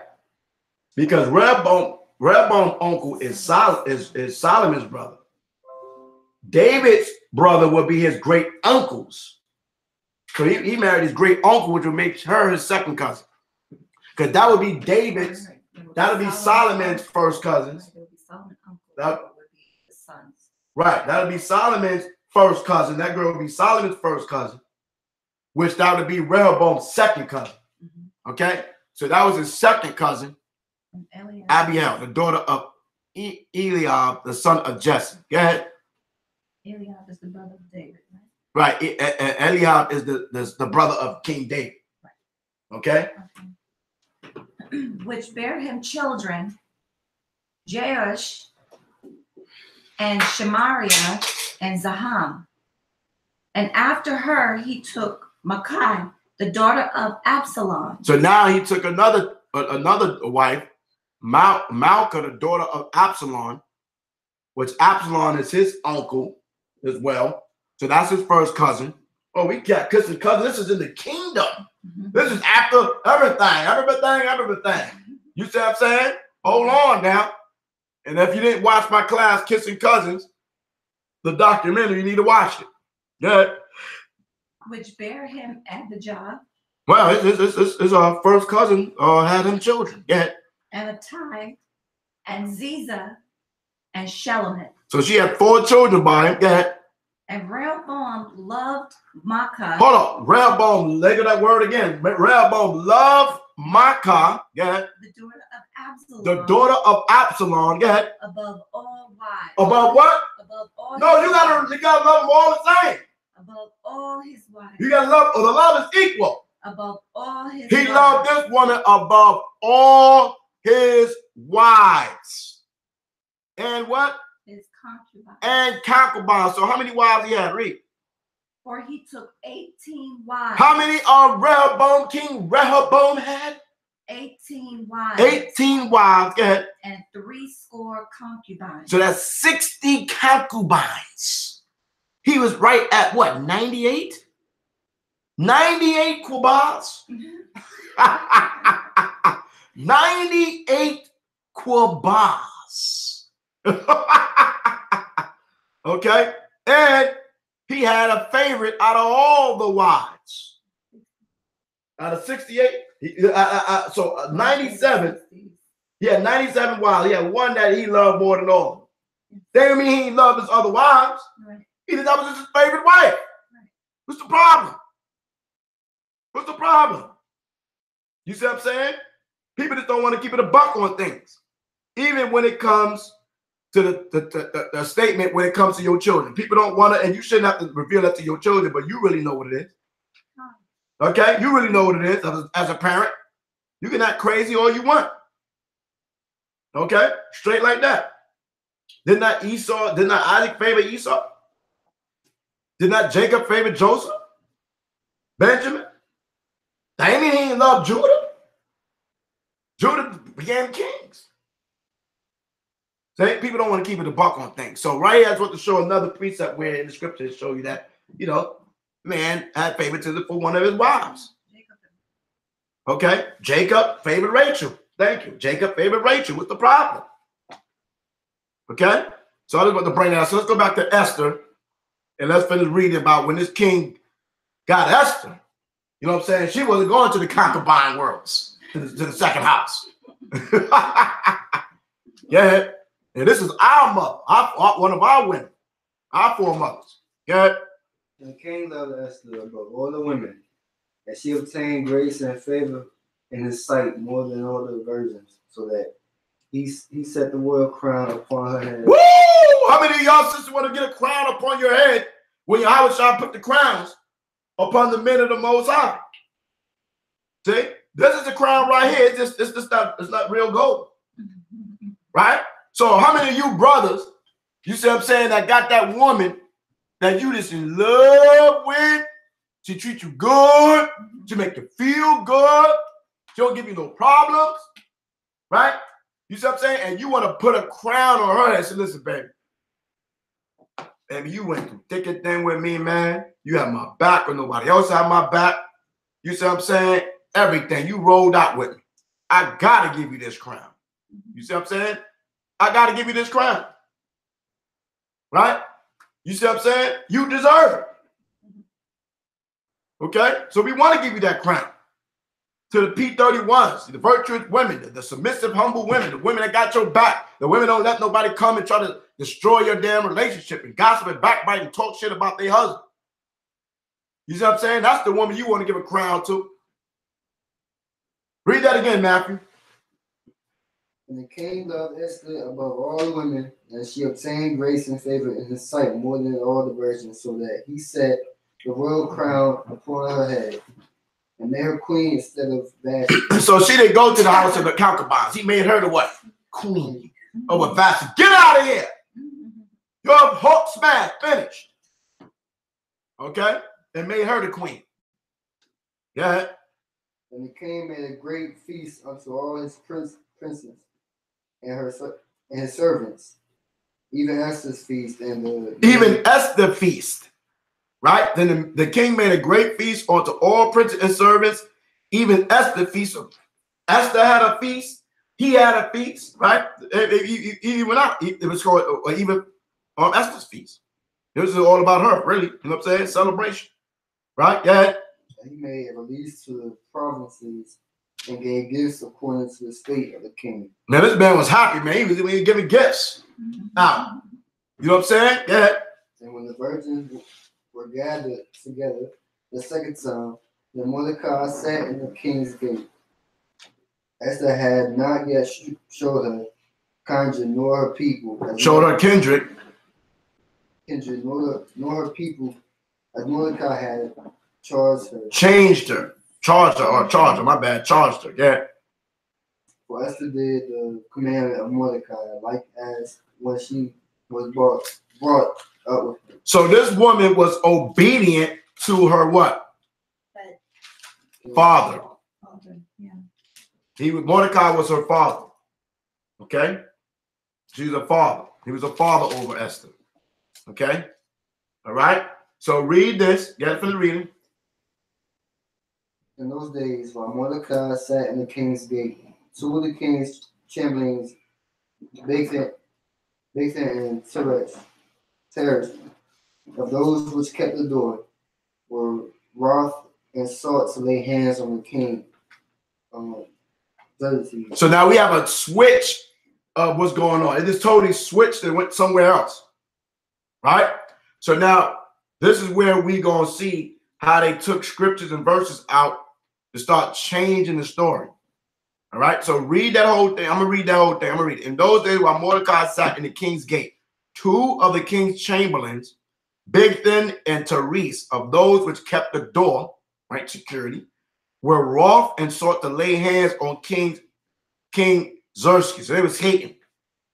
And the thing was known to Mordecai, who told it unto Esther the queen, and Esther certified the king thereof in Mordecai's name. So she went and told the king, right?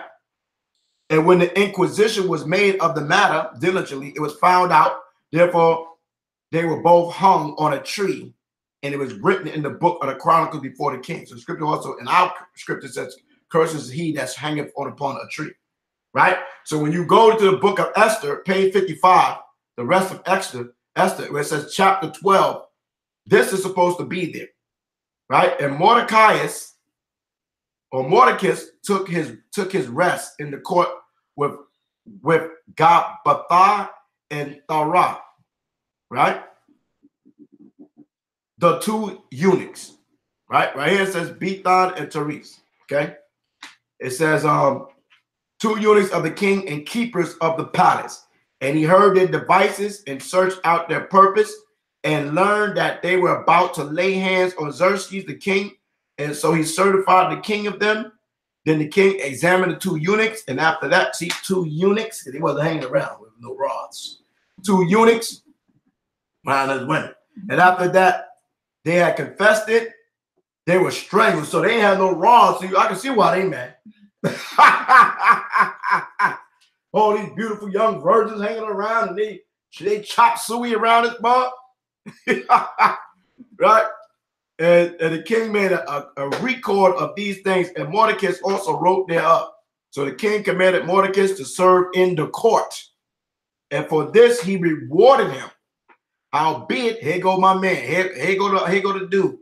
Howbeit Haman, the son of Hamathadas, the Aggites, which when you go into this is an Edomite, which was in great honor with the king, sought to molest Mordecai, not like, molest, like, and his people because of the two eunuchs of the king, right? So, he wanted this thing to go down anyway. So he was hating that Mordecai, discovered the plot, and now he was rewarded, and that the king Xerxes is still alive, whatever. Okay? So that chapter 12 they have here, right? Chapter 12.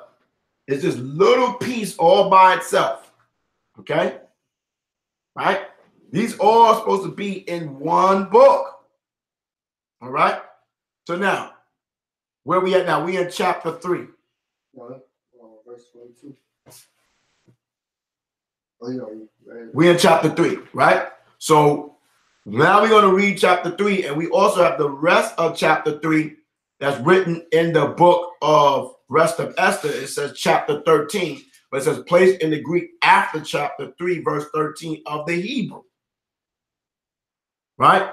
So let's read on here, and we're going to place this in the story. Okay? So in my study Bible, which I'm thankful, I got me a brand new study Bible. Yeah, it's on, baby. That's right. Woo! I got to get my study on, baby. I got to get me a fresh book. You know what I'm saying? You know what I mean? Also, you know, P30 with it, right? Got me my, parallel Bible. NIV, KJV, NASB, AMP. I'm good, Brad. I'm ready to rock and roll. Get the library back. Okay, so now read chapter 3. Who want to read? You want to read? Because he read chapter 2. You want to read? You read chapter 3. After these things, did King Xerxes promote Ammon, the son of Amida. What is that? The Ham. You can say the Ham Medatha. And Agagit. The Hamadatha. So Haman, the son of the Hamadatha. The Agagite.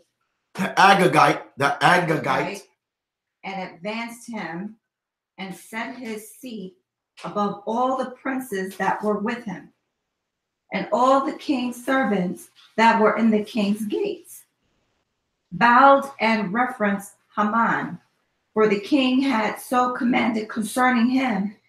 But Mordecai bowed not, nor did him reverence. So yeah, check this out. Now, check this out.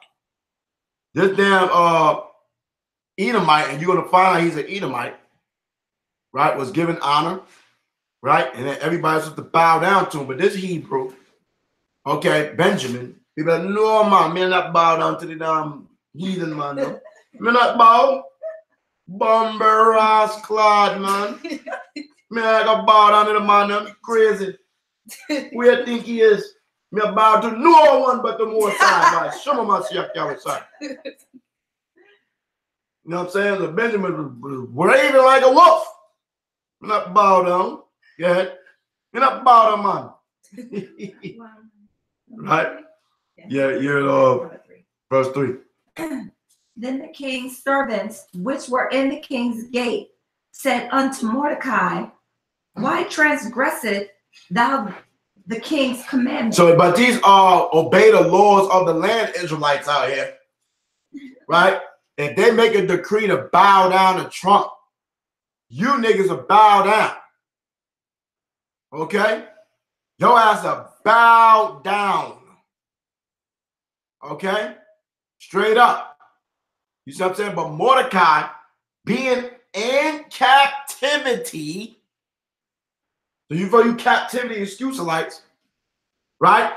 Obey the laws of the land Israelites. There was a decree from the king that everybody should bow down to this man. And Mordecai said, hell no. Me not bow down to man. Me bow down to the Most High. You see what I'm saying? Huh? Integrity, man.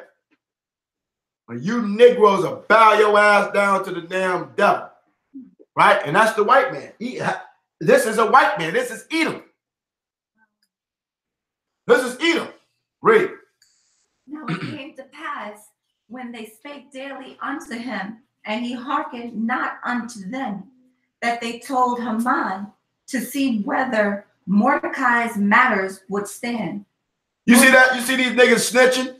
Well, the king's servants, which are in the king's gate. Now, these all servants. They all servants. Right? You see, just like these Negroes out here. They'll snitch on your ass with quickness. See what I'm saying? Go and tell the master, you know, master, Cause you made a decree that we almost bow down from heaven. And I see both are not bowing down, Master. While we must bow down, and then army don't bow down, Master. See? You know what I'm saying? You know they were talking to each other. He the only one can't bow down. We bow down. It's not fair that we bow down and he don't bow down. Man, we need to tell on him. That's what these niggas did. Snitched. Yeah. For he had told them that he was a Jew. He tell, listen, nigga, I'm a Jew, nigga. I don't know what the hell you nigga, you heathens are. What heathen slaves you are. We Israelites. You see what I'm saying? We the chosen people of the Most High, man. What you talking about? I'm from the tribe of Benjamin. Me and the Yankee boy, them boy. Me I bow down to down Yankee, man. The damn devil done. Babylon. Yeah. And when Haman saw that Mordecai bowed not, nor did him reverence, then was Haman that nigga was salty. That nigga was salty. You know what I'm saying? Talking in Esau voice. You know what I'm saying? He didn't want to bow down to me. No. Read. And he thought scorn to lay hands on Mordecai alone. Now, this nigga was ready to fight Mordecai. This nigga was hot, son. He was hot. You know what I'm saying? That nigga about to go in. You see what I'm saying? Shalom, Pashan, run. Hallelujah. This man ready to fight. He's so salty. Go ahead. For they had showed him the people of Mordecai. Wherefore Haman sought to destroy all the Jews that were throughout the whole kingdom of Xerxes. So you see these other heathens, right? Revealed that Mordecai, because he told him, I'm a Jew. Mm-hmm. So now these niggas gonna snitch, these heathens, these other heathens, and gonna snitch and say, yo, this is a Jew from Hebrews. You see what I'm saying? Right. So now this is how this whole thing is gonna start to transpire, how we coming into the feast of Purim. Okay, why we have this Memorial Day or this custom or tradition of Purim. And it all and now you have to see the root of it is gonna be the damn devil, the white man Esau once again. But you niggas out there going to get twisted up on Deuteronomy, what's that, the 23rd chapter, whatever the verse, 7th verse, where you talking about thou shalt not abhor and eat a night. Because you niggas just love the damn devil, the white man. And every opportunity this devil get to try to destroy us, he does it. But you niggas gonna love the white man forever. Yeah. Even the people of Mordecai. In the first month, that is the month Nisan, in the 12th year of King Xerxes, they cast pur. That is the lot. Before Haman. They cast what? They cast pur. They cast pur. That's when you get what? Purim. They cast lots. Right? Maybe like shooting dice to see how we gonna get this thing done. Okay? Yeah. So, matter of fact, let's look up that verse. What verse is that? 7. That's Esther, chapter 7. Chapter 3, verse 7. Okay, I got all these different computers here. Okay. Esther 7. Chapter 3, verse 7. Oh yeah, I'm going off.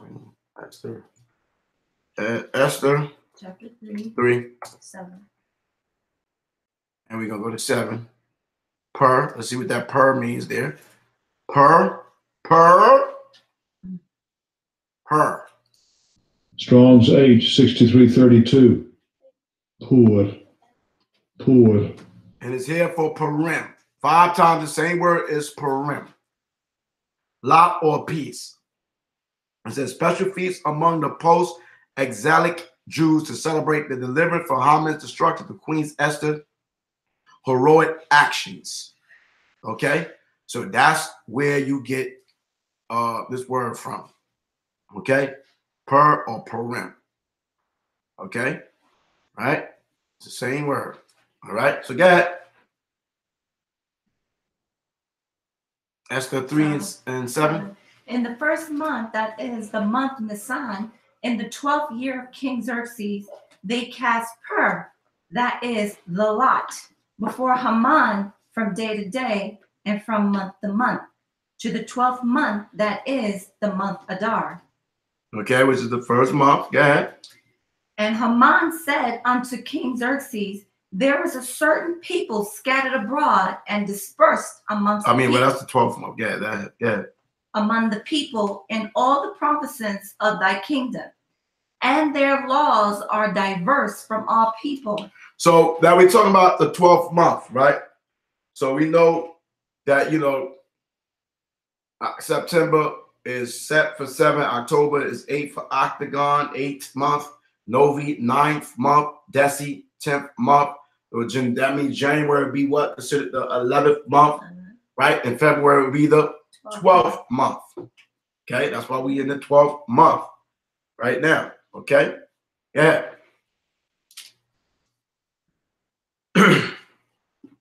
Yeah. I'm not the super calendar band and the whole 9 leap year and all the other stuff like that. Okay, again. And Haman said unto King Xerxes, there is a certain people scattered abroad and dispersed among the people in all the provinces of thy kingdom, and their laws are diverse from all people. Neither keep they the king's laws. Therefore, it is not for the king's profit to suffer them. The head is damn devil going to the king, right, to speak against Yashar in hopes, you know what I'm saying, because he's salty, because we ain't bow down to him, right? And so now he want to lay hands on Mordecai. Couldn't get to Mordecai. And so now he's plotting to destroy us as a nation. Okay? In captivity, which Cyrus never did. You know what I'm saying? Cyrus didn't enslave us as Israel. We was able to still keep our customs and laws in captivity. We're going to go over that. So now you're reading right here, in captivity. Read again, please. Yeah, for the captivity Israelites. And Haman said unto King Xerxes, there is a certain people scattered abroad and dispersed among the people in all the provinces. In all the provinces. All the provinces. Because Israel was out in Assyria. Well, you had the northern kingdom, probably sprinkles there. Then you had Israel that was in Babylon, which is all in Epatane and all that area there. Right? And the remnants of our people that was still left in Jerusalem. Because when Babylon came, they took the influential people. Most of the influential people, the people that could build. Huh? Peekaboo, all in the camera world. Right? See what I'm saying?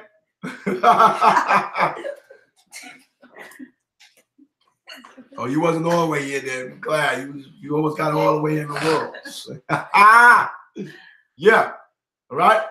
So they're talking about Israel all over the place, right? Yeah. That's keeping our what? Laws. So you niggas that talk about we in captivity excuses, right here, you're hawk smash. Hawk smash. Read it again, please. And Haman said up unto King Xerxes, there is a certain people scattered abroad and dispersed among the people in all the provinces of thy kingdom. From India to Ethiopia. And their laws are diverse from all people. What? We was keeping our laws that was diverse from all people in captivity under the Persian and Medes? How? For you captivity Israelites? Read. And their laws are diverse from all people. Neither meaning our law is different. Different than Babylon. Different from Persia. Different from the Hellenistic period, the Greeks. Different from the Romans. Read. Neither keep they the king's laws. And we don't keep their laws. They're about follow the laws of the land, Negro. Now what you got to say? You're cut. Okay? See what I'm saying? If they laws go against the Most High's laws, we do not keep their damn law. Period. Okay? So, you know if you go out and steal, your ass going to jail. That's the Most High law. If you go out there and kill, that's the Most High law. So anything that you know, within the Most High law. And if you go against society and they got rules on your ass when they jacked up. So don't sit here trying to make no brother follow the white man's law if it's not going to put them in no harm's way. We kept our own laws in captivity. Do you see that? Okay? We is in captivity. So there should be never an excuse to say that we didn't keep our laws because we was in captivity. We was keeping our laws in Babylon. We was keeping our laws in Persia. We was keeping our laws under the Greeks. Those that did not accept the conversion or did not accept to go up under the Hellenistic tyranny. So for you Negroes, all wrong, because Elizabeth and Zacharias kept the laws and were found perfect. So you captivity excuselites that sit there trying to damn pick and choose laws that you don't want to agree with, such as, I would say, nice and strong, polygyny. You're cut. You're cut. Read it one more time. And Haman said unto King Xerxes. Tell me where you at. Esther what? Esther 3 verse 8. Yeah. And Haman said unto King Xerxes, there is a certain people scattered abroad and dispersed among the people in all the provinces of thy kingdom. And their laws are diverse from all people. So our laws is different from all these heathens in America. Babylon the Great. Read.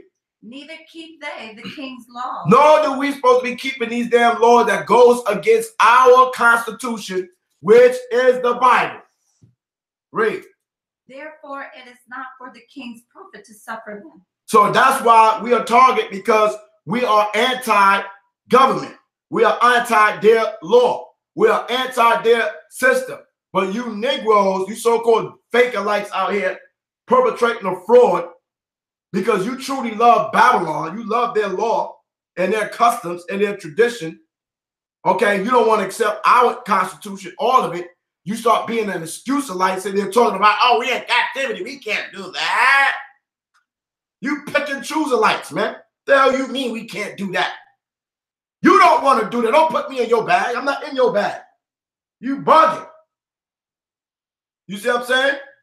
I remember I did debating an IUIC guy on the train talking about, oh, we can't have multiple bombs in captivity. I said, what scripture says we can't have this, that, and the third in captivity? Where's the captivity excuse-alike scripture? Romans 13, I said Romans 13.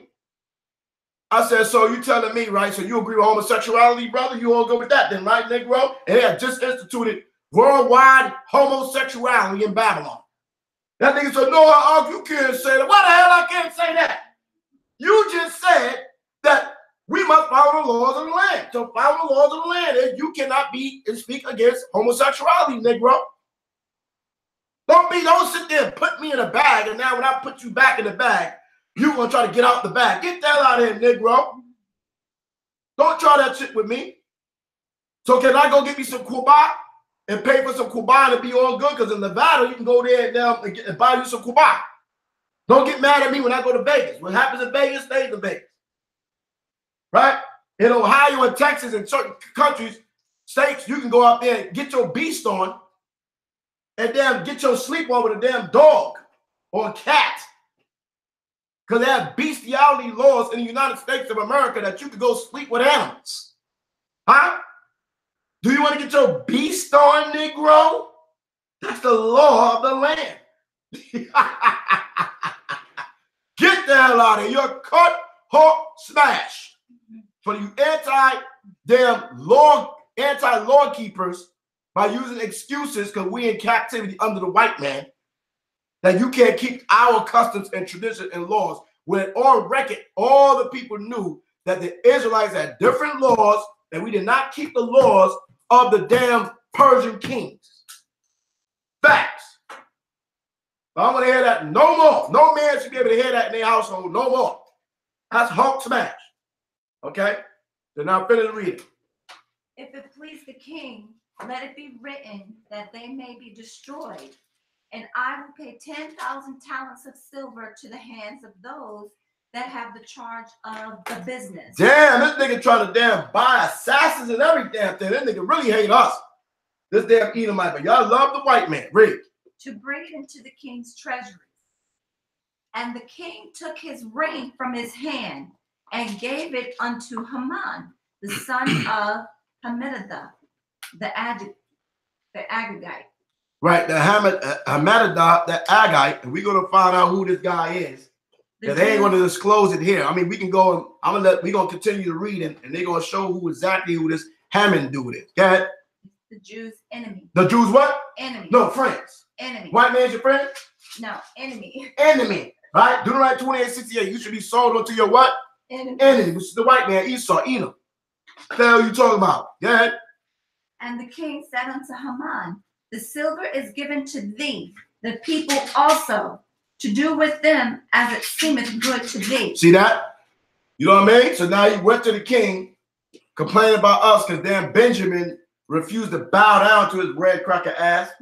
You see what I'm saying? Now he want to damn be salty and mad. Okay? Go ahead. Then were the king's scribes called on 13th day of the first month. The 13th day of the first month. Go ahead. And there was written according to all that Haman had commanded unto the king's lieutenants and to the governors that were over every province and to the rulers of every people of every province according to the writing thereof, and to every people after their language in the name of King Xerxes was it written and sealed with the king's ring. Go ahead. And the letters were sent by post into all the king's provinces to destroy, to kill, and to cause to perish all Jews, both young and all Jews. All Jews, Judah, Benjamin, and Levi, all Jews. Go ahead. Both young and old. Oh, wait a minute. So this letter was sent out by these heathens, a heathen king and Esau, the white man, who's our enemy, right? Sent out to all the heathens about that what should happen to us. Read again, 13. And letters were sent by post into all the king's provinces to destroy, to kill, and to cause to perish all Jews, both young and old, little children and women, babies, women, in one day. and what? In one day. In one day. This is a massacre. Huh? Y'all think we ain't gonna go through no PURIM here in Babylon the Great, huh? You think we rehearsing these righteous acts for no reason, huh? Yeah. In one day, even upon the 13th day of the 12th month. On the 13th day, right? This is the key. 13th day of the 12th month. Okay? Thus we're going to find out this is where you get PURIM from. Okay? According to the white man's calendar. You know what I'm saying? But yeah, the 13th day was 3 days ago. Yeah. Yeah. Which is the month Adar, and to take the spoil of them for a prey. All right then. So you up there trying to act like this is supposed to be a love boat, being a Hebrew Israelite love boat, and you got all these heathens trying to kill us historically. You see what I'm saying? Are you serious? God damn. Yeah. The copy of the writing for a commandment to be given in every province was published unto all people, that they should be ready against that day. So they was putting these damn notices up on posts, like billboards. Imagine you walk by, you see that y'all niggas about to get finished on the 13th day. being a Jew. Huh? Let's imagine that. Let's imagine while we watching YouTube right now or on Facebook and the damn mass media damn messages pop up. Boom! The 17th of February, all you damn black niggas and Hispanic niggas and native, y'all Hawk smash. I bet you niggas be trying to gather yourself together then. I bet you niggas be going to the Hebrew Israelite Summit then. I bet you want to go and be with the Mac Council for the Passover. I bet you want to love your brother Joseph, the daddy, then. And your ass about to be Hawk smash. Okay? Read. Go. The post went out being hastened by the king's commandment. They were doing this quick, boy. They putting up these damn things quick. And the decree was given in Shushan, the palace. And the king and Haman sat down to drink. Look at these niggas doing. These niggas done made a decree to wipe our asses out. Them niggas sitting back, chilling, sipping some damn wine. About to mass murder our children, babies, women, old men, old women, every damn thing. And they sitting back, sipping on some wine. Boy, ain't that something? Yeah. But the city of Shushan was perplexed. Yeah. So they was perplexed. So now when we go into the rest of Esther, we read where it says chapter 13. And it's going to go in depth of the copy of the letters. Okay? So I'm going to pull it here so you can read it over here. Or if you, unless you read it in your pocketbook. All right?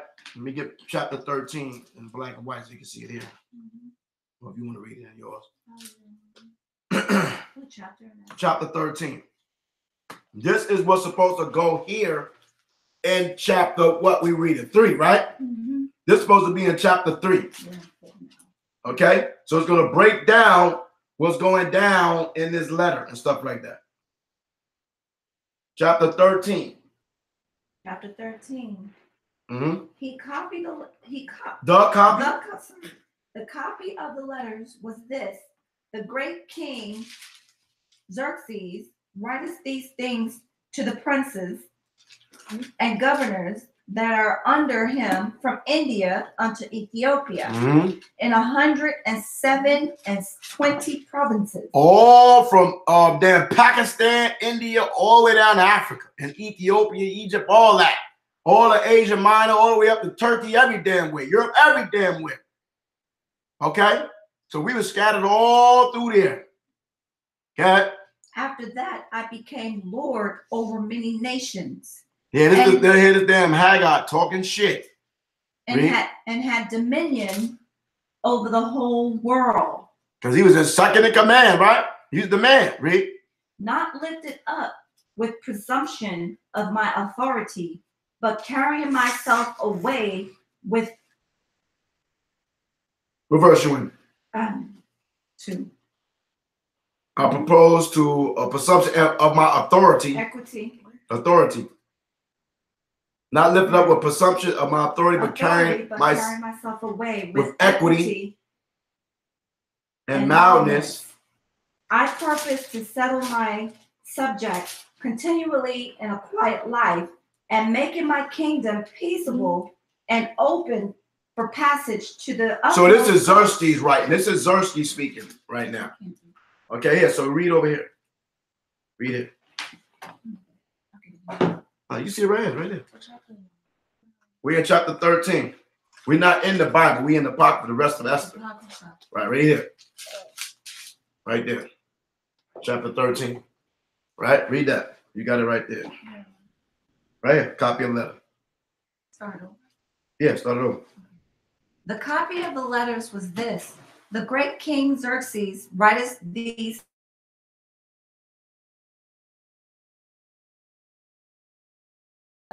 in 127 provinces. So this is Xerxes speaking. Yeah. After that, I became Lord over many nations and had dominion over the whole world. Yeah. Not lifted up with presumption of my authority, but carrying myself always with equity and mildness.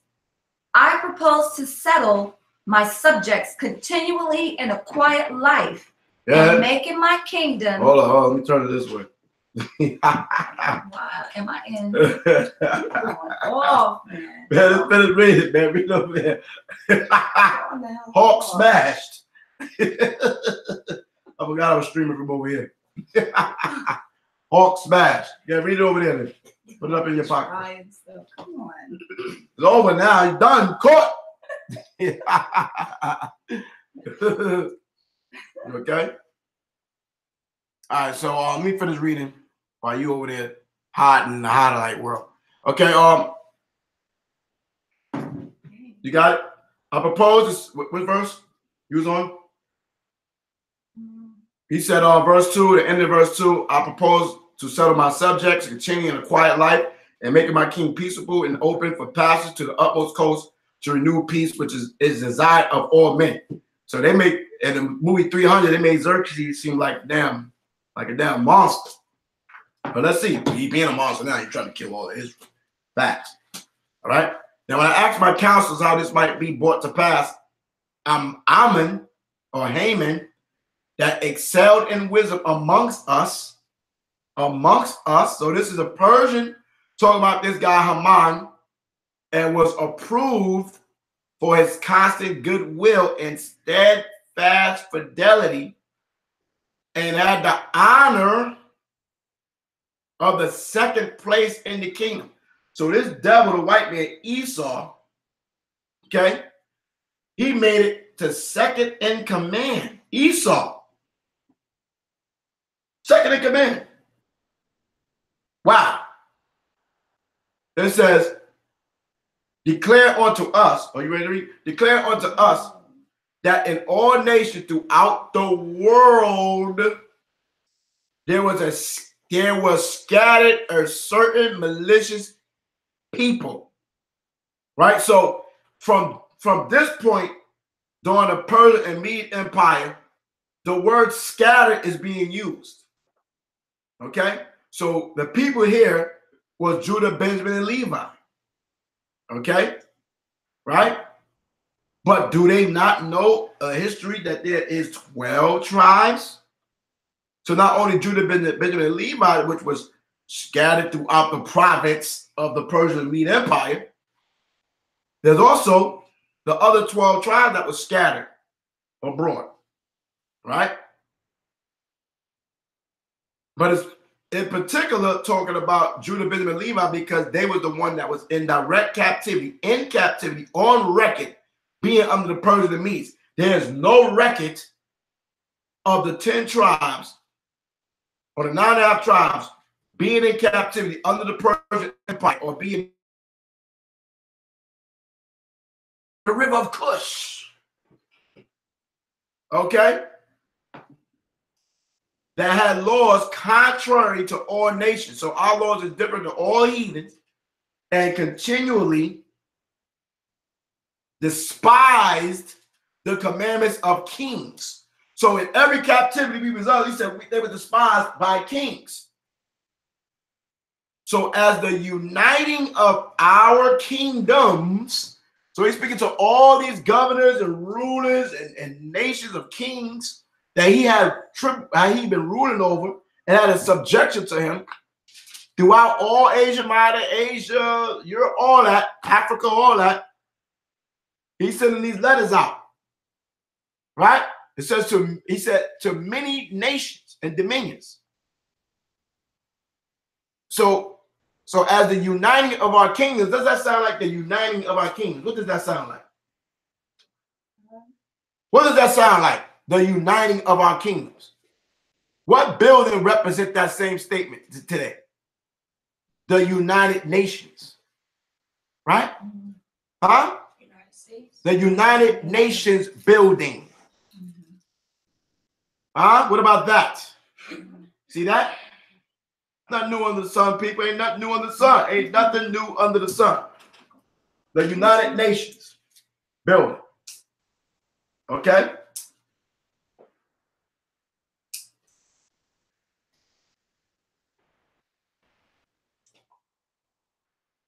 So as a uniting, this is Second Esdras, rest of Esther chapter 13, verse 4. So as the uniting of our kingdoms, honorably intended by us, cannot go forward, seeing then we understand that this people alone is continually, you got it? All right, you read. And continually despise the commandments of kings. Wow. Hold on. So you up there, you excuse like the Hebrews out there, trying to make it seem like we're supposed to be bowing down to the laws of the land, Israelites, right? And kissing the white man's ass. You see what I'm saying? Because you're afraid to stand up for the Most High Lord, statute, commandments, and say what we can't do because we're up under his authority. That's not what the Bible is saying.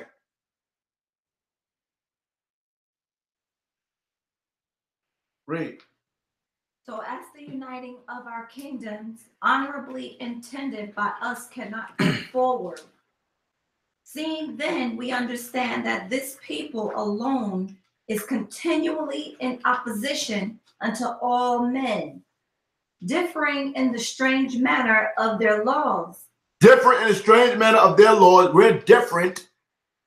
All right? Hector, you know what I'm saying? We different. We wear our warlike apparel. Feel me? You don't have to wear it. We wear it. We follow the laws, customs, read, and everything. Food, everything. We don't keep these feast days, these traditions.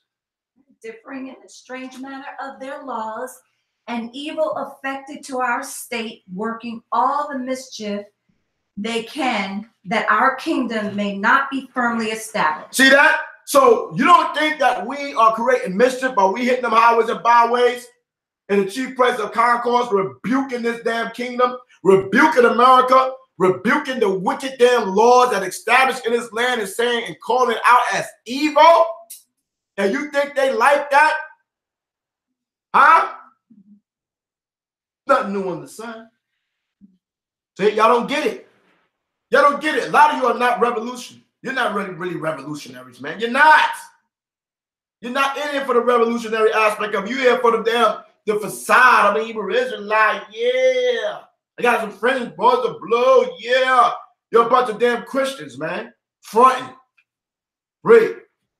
Therefore have we commanded that all they that are signified in writing unto you by Aman, who is ordained over the affairs, and is next unto us, shall all, with their wives and children, be utterly destroyed by the sword of their enemies, without all mercy and pity. Look at this damn heathen king, without no mercy and pity. Man, listen to this damn Edomite. Read. The 14th day of the 12th month, Adar, of this present year. The 14th day of the 12th month, Adar, of this present day. Read. Of this present year. Present, yes, a lot. That they who of old and now also are malicious may in one day with violence go into the grave, and so ever hereafter cause our affairs to be well settled and without trouble. See that? See that? Right? It's war. Any way they can damn hinder this truth to come out. Okay? Whether they flag your channels, whatever the case is. You see what I'm saying? Read. Then Mordecai thought upon all the works of the Lord and made his prayer unto him, saying, O Lord, the King Almighty, for the whole world is in thy power, and if thou hast appointed to save Israel, there is no man that can gainsay thee. For thou hast made heaven and earth and all the wondrous things under the heaven. Thou art Lord of all things, and there is no man that can resist thee, which art the Most High. Thou knowest all things. What verse we in? 12, verse 12. Thou knowest all things, and thou knowest the Most High, that it was neither in contempt nor pride, nor for any desire of glory, that I did not bow down to proud Aman. That's right. And who's the proud man in the Bible? Esau. You're proud. Esau. Read. For I could have been content with goodwill for the salvation of Israel. For the what? For the salvation of Israel. Salvation of Israel. Read. To kiss the soles of his feet. Right. Oh my goodness. Hold on. What verse that is? Where you at? 13. So he said, for I could have been content with goodwill for salvation of Israel, to kiss the soles of his feet, to compromise, to sell out, right? To bow down to this damn heathen. Y'all want us to bow down and compromise when we're supposed to be revolutionaries. Why you want the brothers to damn bite and kiss the white man's ass, right? When we're supposed to be totally anti this government, man, on everything, on every level, man. But because a lot of you women, you love America, and you want this, you want the revolutionary black man, but you still don't want him to be a damn nigger up under the white man's authority. Read. But I did this, that I might not prefer the glory of man above the glory of the Most High. Bring it out, man. Bring it out. Neither will I worship any but thee. Thank you. O Yahweh, neither will I do it in pride. That's right. Go ahead. And now, O Yahweh, thy powers and king, spare thy people, for their eyes are upon us to bring us to naught. Yea, they desire to destroy the inheritance that hath been thine from the beginning. That's right. Despise not the portion which thou hast delivered out of Egypt for thine own self. That's right. Hear my prayer. Hear my what? Hear my prayer. Yeah. And be merciful unto thine inheritance. Turn our sorrow into joy. That's right. That we may live, O the Most High, and praise thy name, and destroy not the mouths of them that praise thee. That's right. Destroy not the mouths. Now we're going to keep out banging on these damn heathens. Right? And you Negroes that talk about don't go out in the highways and byways and teach and speak a hatred against the white man and all these damn heathens. You about to get cut to shreds by Esther. You're going to get hawk smashed. Watch. And you're getting hawk smashed by him. Read. O Yahweh. All Israel in like manner cried most earnestly unto Yahweh, because their death was before their eyes. Because their death was before their eyes, man. It's about to turn up, right? And then read this in chapter 3. Okay? Chapter 3. Chapter 3 in the Bible, right? So we add chapter 13 to chapter 3 in the Bible. And towards the end, so you can get to understand what was in the letters. Okay, no, we going to read chapter 4 now. We in chapter 4. We in chapter 4. I'm just saying that the chapter 13 in the Apocrypha goes in chapter 3 in the Bible. Okay? So now we in chapter 4 in the Bible, Esther. Okay? So read that. Esther chapter 4, verse 1. When Mordecai perceived all that was done, Mordecai rent his clothes and put on sackcloth with ashes and went out into the midst of the city and cried with a loud and bitter cry, and came even before the king's gate, for none might enter into the king's gate clothed with sackcloth. And in every province, whithersoever the king's commandment and his decree came, there was great mourning among the Jews, and fasting and weeping and wailing, and many lay in sackcloth and ashes. See, when it turn up, So when it turn up, what you gonna do? You're gonna be in the crying worlds, scared worlds. Yeah. Verse 4.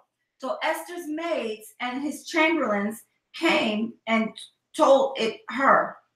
Then was the queen exceedingly grieved, and she sent raiment to clothe Mordecai, and to take away his sackcloth from him, but he received it not. Then called Esther for Hattash, one of the king's chamberlains, whom he had appointed to attend upon her, and gave him a commandment to Mordecai to know what it was and why it was. So Hattash went forth to Mordecai unto the street of the city, which was before the king's gate. And Mordecai told him of all that had happened unto him, and of the sum of the money that Haman had promised to pay to the king's treasuries for the Jews to destroy them.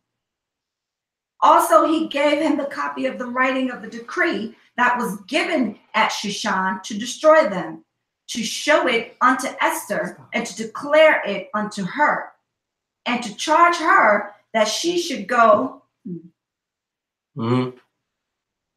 that she should go in unto the king to make supplication unto him, and to make request before him for her people. And Hattash came and told Esther the words of Mordecai. Again Esther spake unto Hattash and gave him commandment unto Mordecai. What verse you in? Going into 11 now. All the king's servants and the people of the king's provinces do know that whosoever, whether man or woman, shall come unto the king into the inner court, who is not called, there is one law of his to put him to death, except such to whom the king shall hold out the golden scepter, that he may live. But I have not been called to come in unto the king these 30 days. And they told to Mordecai Esther's words. Then Mordecai commanded to Esther, think not that thyself that thou shalt escape in the king's house more than all the Jews. For if thou altogether holdest thy peace at this time, then shall their enlargement and deliverance arise to the Jews from another place. But thou and thy father's house shall be destroyed. And who knowest whether thou art come to the kingdom for such a time as this? Verse 15. Then Esther bade them return Mordecai this answer. Go, rather together all the Jews that are present in Shushan, and fast ye for me, and neither eat nor drink 3 days, night or day. I also and my maidens will fast likewise, and so will I go in unto the king, which is not according to the law. And if I perish, I perish. She like, shit, if I perish, I perish. Let's get it. So now, this sister like, let's get it. Let's go. Yeah. So Mordecai went his way and did according to all that Esther had commanded him. Okay, so now we in chapter 5. Now you have chapter 14, right? So this chapter 14 is really supposed to be the next chapter, because chapter 5 says that it came to pass on the 30 that Esther put on her royal apparel, stood in the inner court of the king's house over against the king's house. So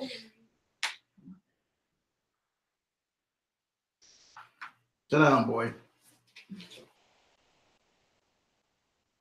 Okay. So now, chapter 14. We have to hear her prayer. Okay? You see what I'm saying? Because when you read chapter 5, this is going straight to her going to see the king. All right? So now let's hear what she have to say, because 14 really is supposed to be going with 15. All right? And then 15 also goes into the 5th verse. Okay? All right? You know they can hear us loud. All right? We're doing a class, but now, shalom. Okay? Chapter 14. Read chapter 14 in the Apocrypha. All right, so we're going to read Queen Esther's prayer.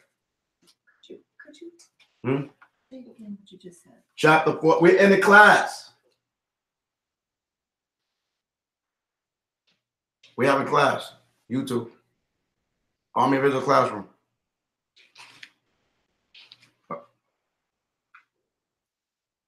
What happened? Read chapter 14. So we're going to read. We just read about Mordecai's prayer. We heard about Mordecai's prayer. Let's hear chapter 14, rest of Esther. Let's hear what Esther have to say about the situation there. All right? Queen Esther, chapter 14. Queen Esther, chapter 14, verse 1. Because remember, she said, if I perish, I perish. Yeah. Queen Esther also, being in fear of death, resorted unto the Most High. So now she afraid as well, because if she be discovered, she got to go too. Yeah. And laid away her glorious apparel, and put on the garments of anguish and mourning. And instead of precious ointments, she covered her head with ashes and dung. What?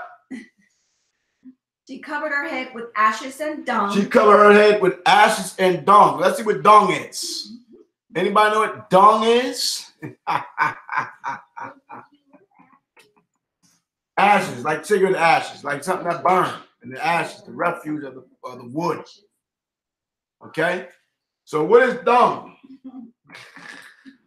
I'm going to use Sisters ready to pray with some ashes and dung upon the law. Okay? This computer, the thing acting slow. All right, so dung is the excrement of animals' manure. Drop or spread dung a piece of ground. Dung is the doo-doo that come out of your boo-boo. Your boo-boo. That's dung. Animals dung. Dung, whatever. Still dung. So she took some ashes and some dung and put it on her head. Read it again. She covered her head with ashes and dung. I guess she wasn't looking too beautiful then, huh? Ashes and dung. Got it? And she humbled her body greatly. Doo-doo. Got it? And she humbled her body greatly, and all the places of her joy she filled with her torn hair. So what is the place of her joy? Huh? Her breast, her kwaba, right? Hallelujah, Yoda. She took torn hair and put it in her breast, put it in her kwaba region, butt region, everything. Huh? She got ashes on her head, shit on her head, torn hair all over her breasties and kwaba and everything. When you holler at her, yeah. And she prayed unto Yahweh, thy powers of Israel, saying, "Oh, my Most High." I gotta say this. In Esther, the movie, The One Night with the King, they made it seem like it was a love story. Like she loved the king. She was in love with the king. Right? He was all that in the bag of chips. But you damn black women that want to go out there and interracial date with these damn heathens. Right? You want to get your a coolie man, right? Or an Edomite man or whatever. You think you in love, you damn swirlers. You see what I'm saying? Let's see if this yard woman, Benjamin, Jamaican woman them there. You know what I mean? Let's see if she felt all good about this damn heathen man as a husband. Read. And she prayed unto Yahweh, the powers of Israel, saying, "Oh my Yahweh." We in Esther 14, what verse? 3. 3. Thou only art our king. That's right. Read like you, Esther. Read it in the powers. Yeah, I know. Yeah. Thou only art our king. Help me, desolate woman, which have no helper but thee. Yeah. For my danger is in mine hand. From my youth up I have heard in the tribe of my family that thou, O Yahweh, tookest Israel from among all people. She said, from my youth up, I've heard in the tribe of my family, she being a Benjamite, read. Yeah. And our fathers.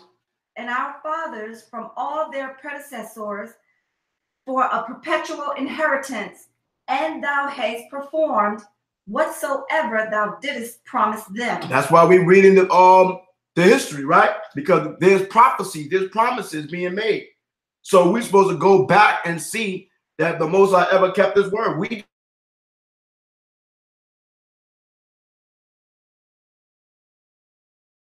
on Persia, Greece, Rome.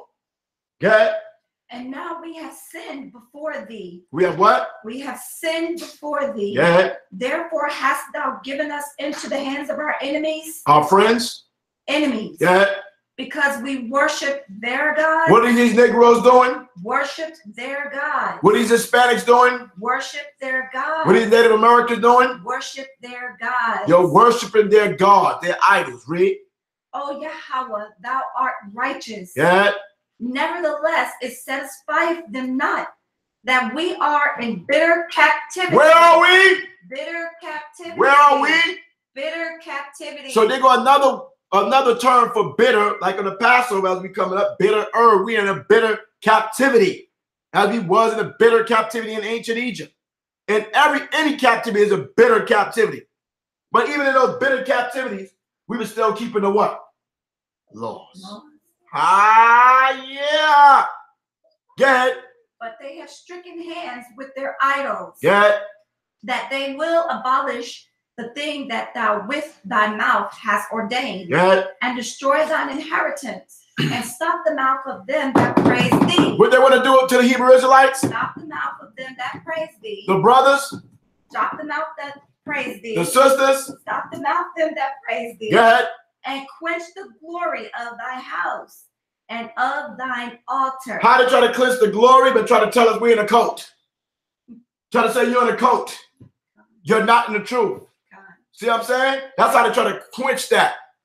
All right, come back in Babylon and do the things that we used to do. Let's go to the club and turn up and put the tree back up, Christmas trees and wreaths on the door. Okay? Baby New Year's, Mother's Day, Father's Day, Valentine's Day. How many of you Hebrews out there was on the low bought your damn wife a balloon and some chocolate? Huh? Keep it a buck. I know some of you damn Hebrews out there, probably a lot of you, was keeping goddamn Valentine's Day trying to perpetrate the frauds on the low. Because your woman still want the damn chocolate candy. Okay? Especially you niggas that just came in, you Negroes, you Brews that just came in 2 days ago. You probably got the biggest damn Valentine chocolate box on the planet Earth and gave it to your woman. Read. And open the mouths of the heathen to set forth the praises of the idols, and to magnify a fleshly king forever. See that? They want us to damn worship Caesar Borgia. They force our images and idols. Get it? O Yahweh, give not thy scepter unto them that be nothing. There you go again. There go the word nothing concerning these heathens again. It's written right in the book of Esther. It's written in 2nd Ezra, the 6th chapter, 54th verse on down. It's written in Isaiah, the 40th chapter, 15, 16, and 17, that these nations, these heathens are nothing, but you Negroes want to make them something. You Brews want to make these damn heathens something by having them come into your congregation and being in equality with you. Now, this is a woman, a Benjamite, a sister, telling you and praying that you said, and what we always heard, that these heathens are nothing. Now what? Read. And let them not laugh at our fall. And we're supposed to let them what? Laugh at our fall. Read. But turn their device upon themselves. Right. All the things that they doing to destroy us as men, as women. Get. And make him an example that hath begun this against Which us. is the damn white man. The white man. See what I'm saying? Read. Remember, O Yahweh, make thyself known in time of our affliction, and give me boldness, O King of the nations, and Yahweh of all powers. Remember, O Most High, make thyself known in the time of our affliction, and give me boldness, O King of the nations, and power of and the Hamashiach, or the power, or the Alahayim of all powers. Yeah. Give me eloquent speech in my mouth before the lion. So we're supposed to speak with authority, right? Go ahead.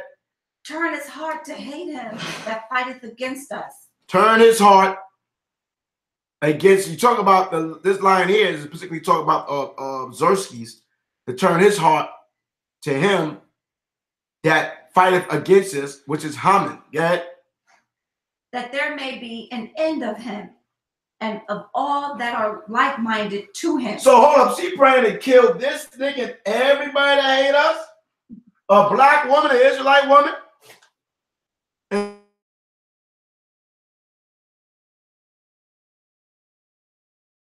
Praise Esther. Good. But deliver us with thine hand. Because you don't really have people, I want to be like Esther. Or you want to take the queen.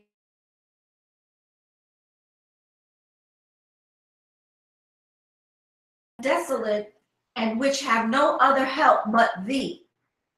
What verse you in? Going to 15. Esther what? Rest of Esther what? Chapter 13 and what? Verse 15. Okay, get it. Thou knowest all things. No, we have 14 and 15. Get it.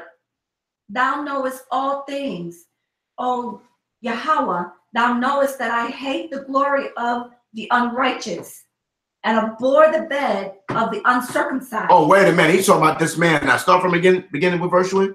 15. Yeah. Thou knowest all things, O Yahweh. Thou knowest that I hate the glory of the unrighteous. So this woman hate them glorifying in their kingdom, acting like they all alive and a bag of chips. They got it going on. Yeah. And abhor the bed of the uncircumcised. And she what? Abhor the bed of the uncircumcised. She hate this goddamn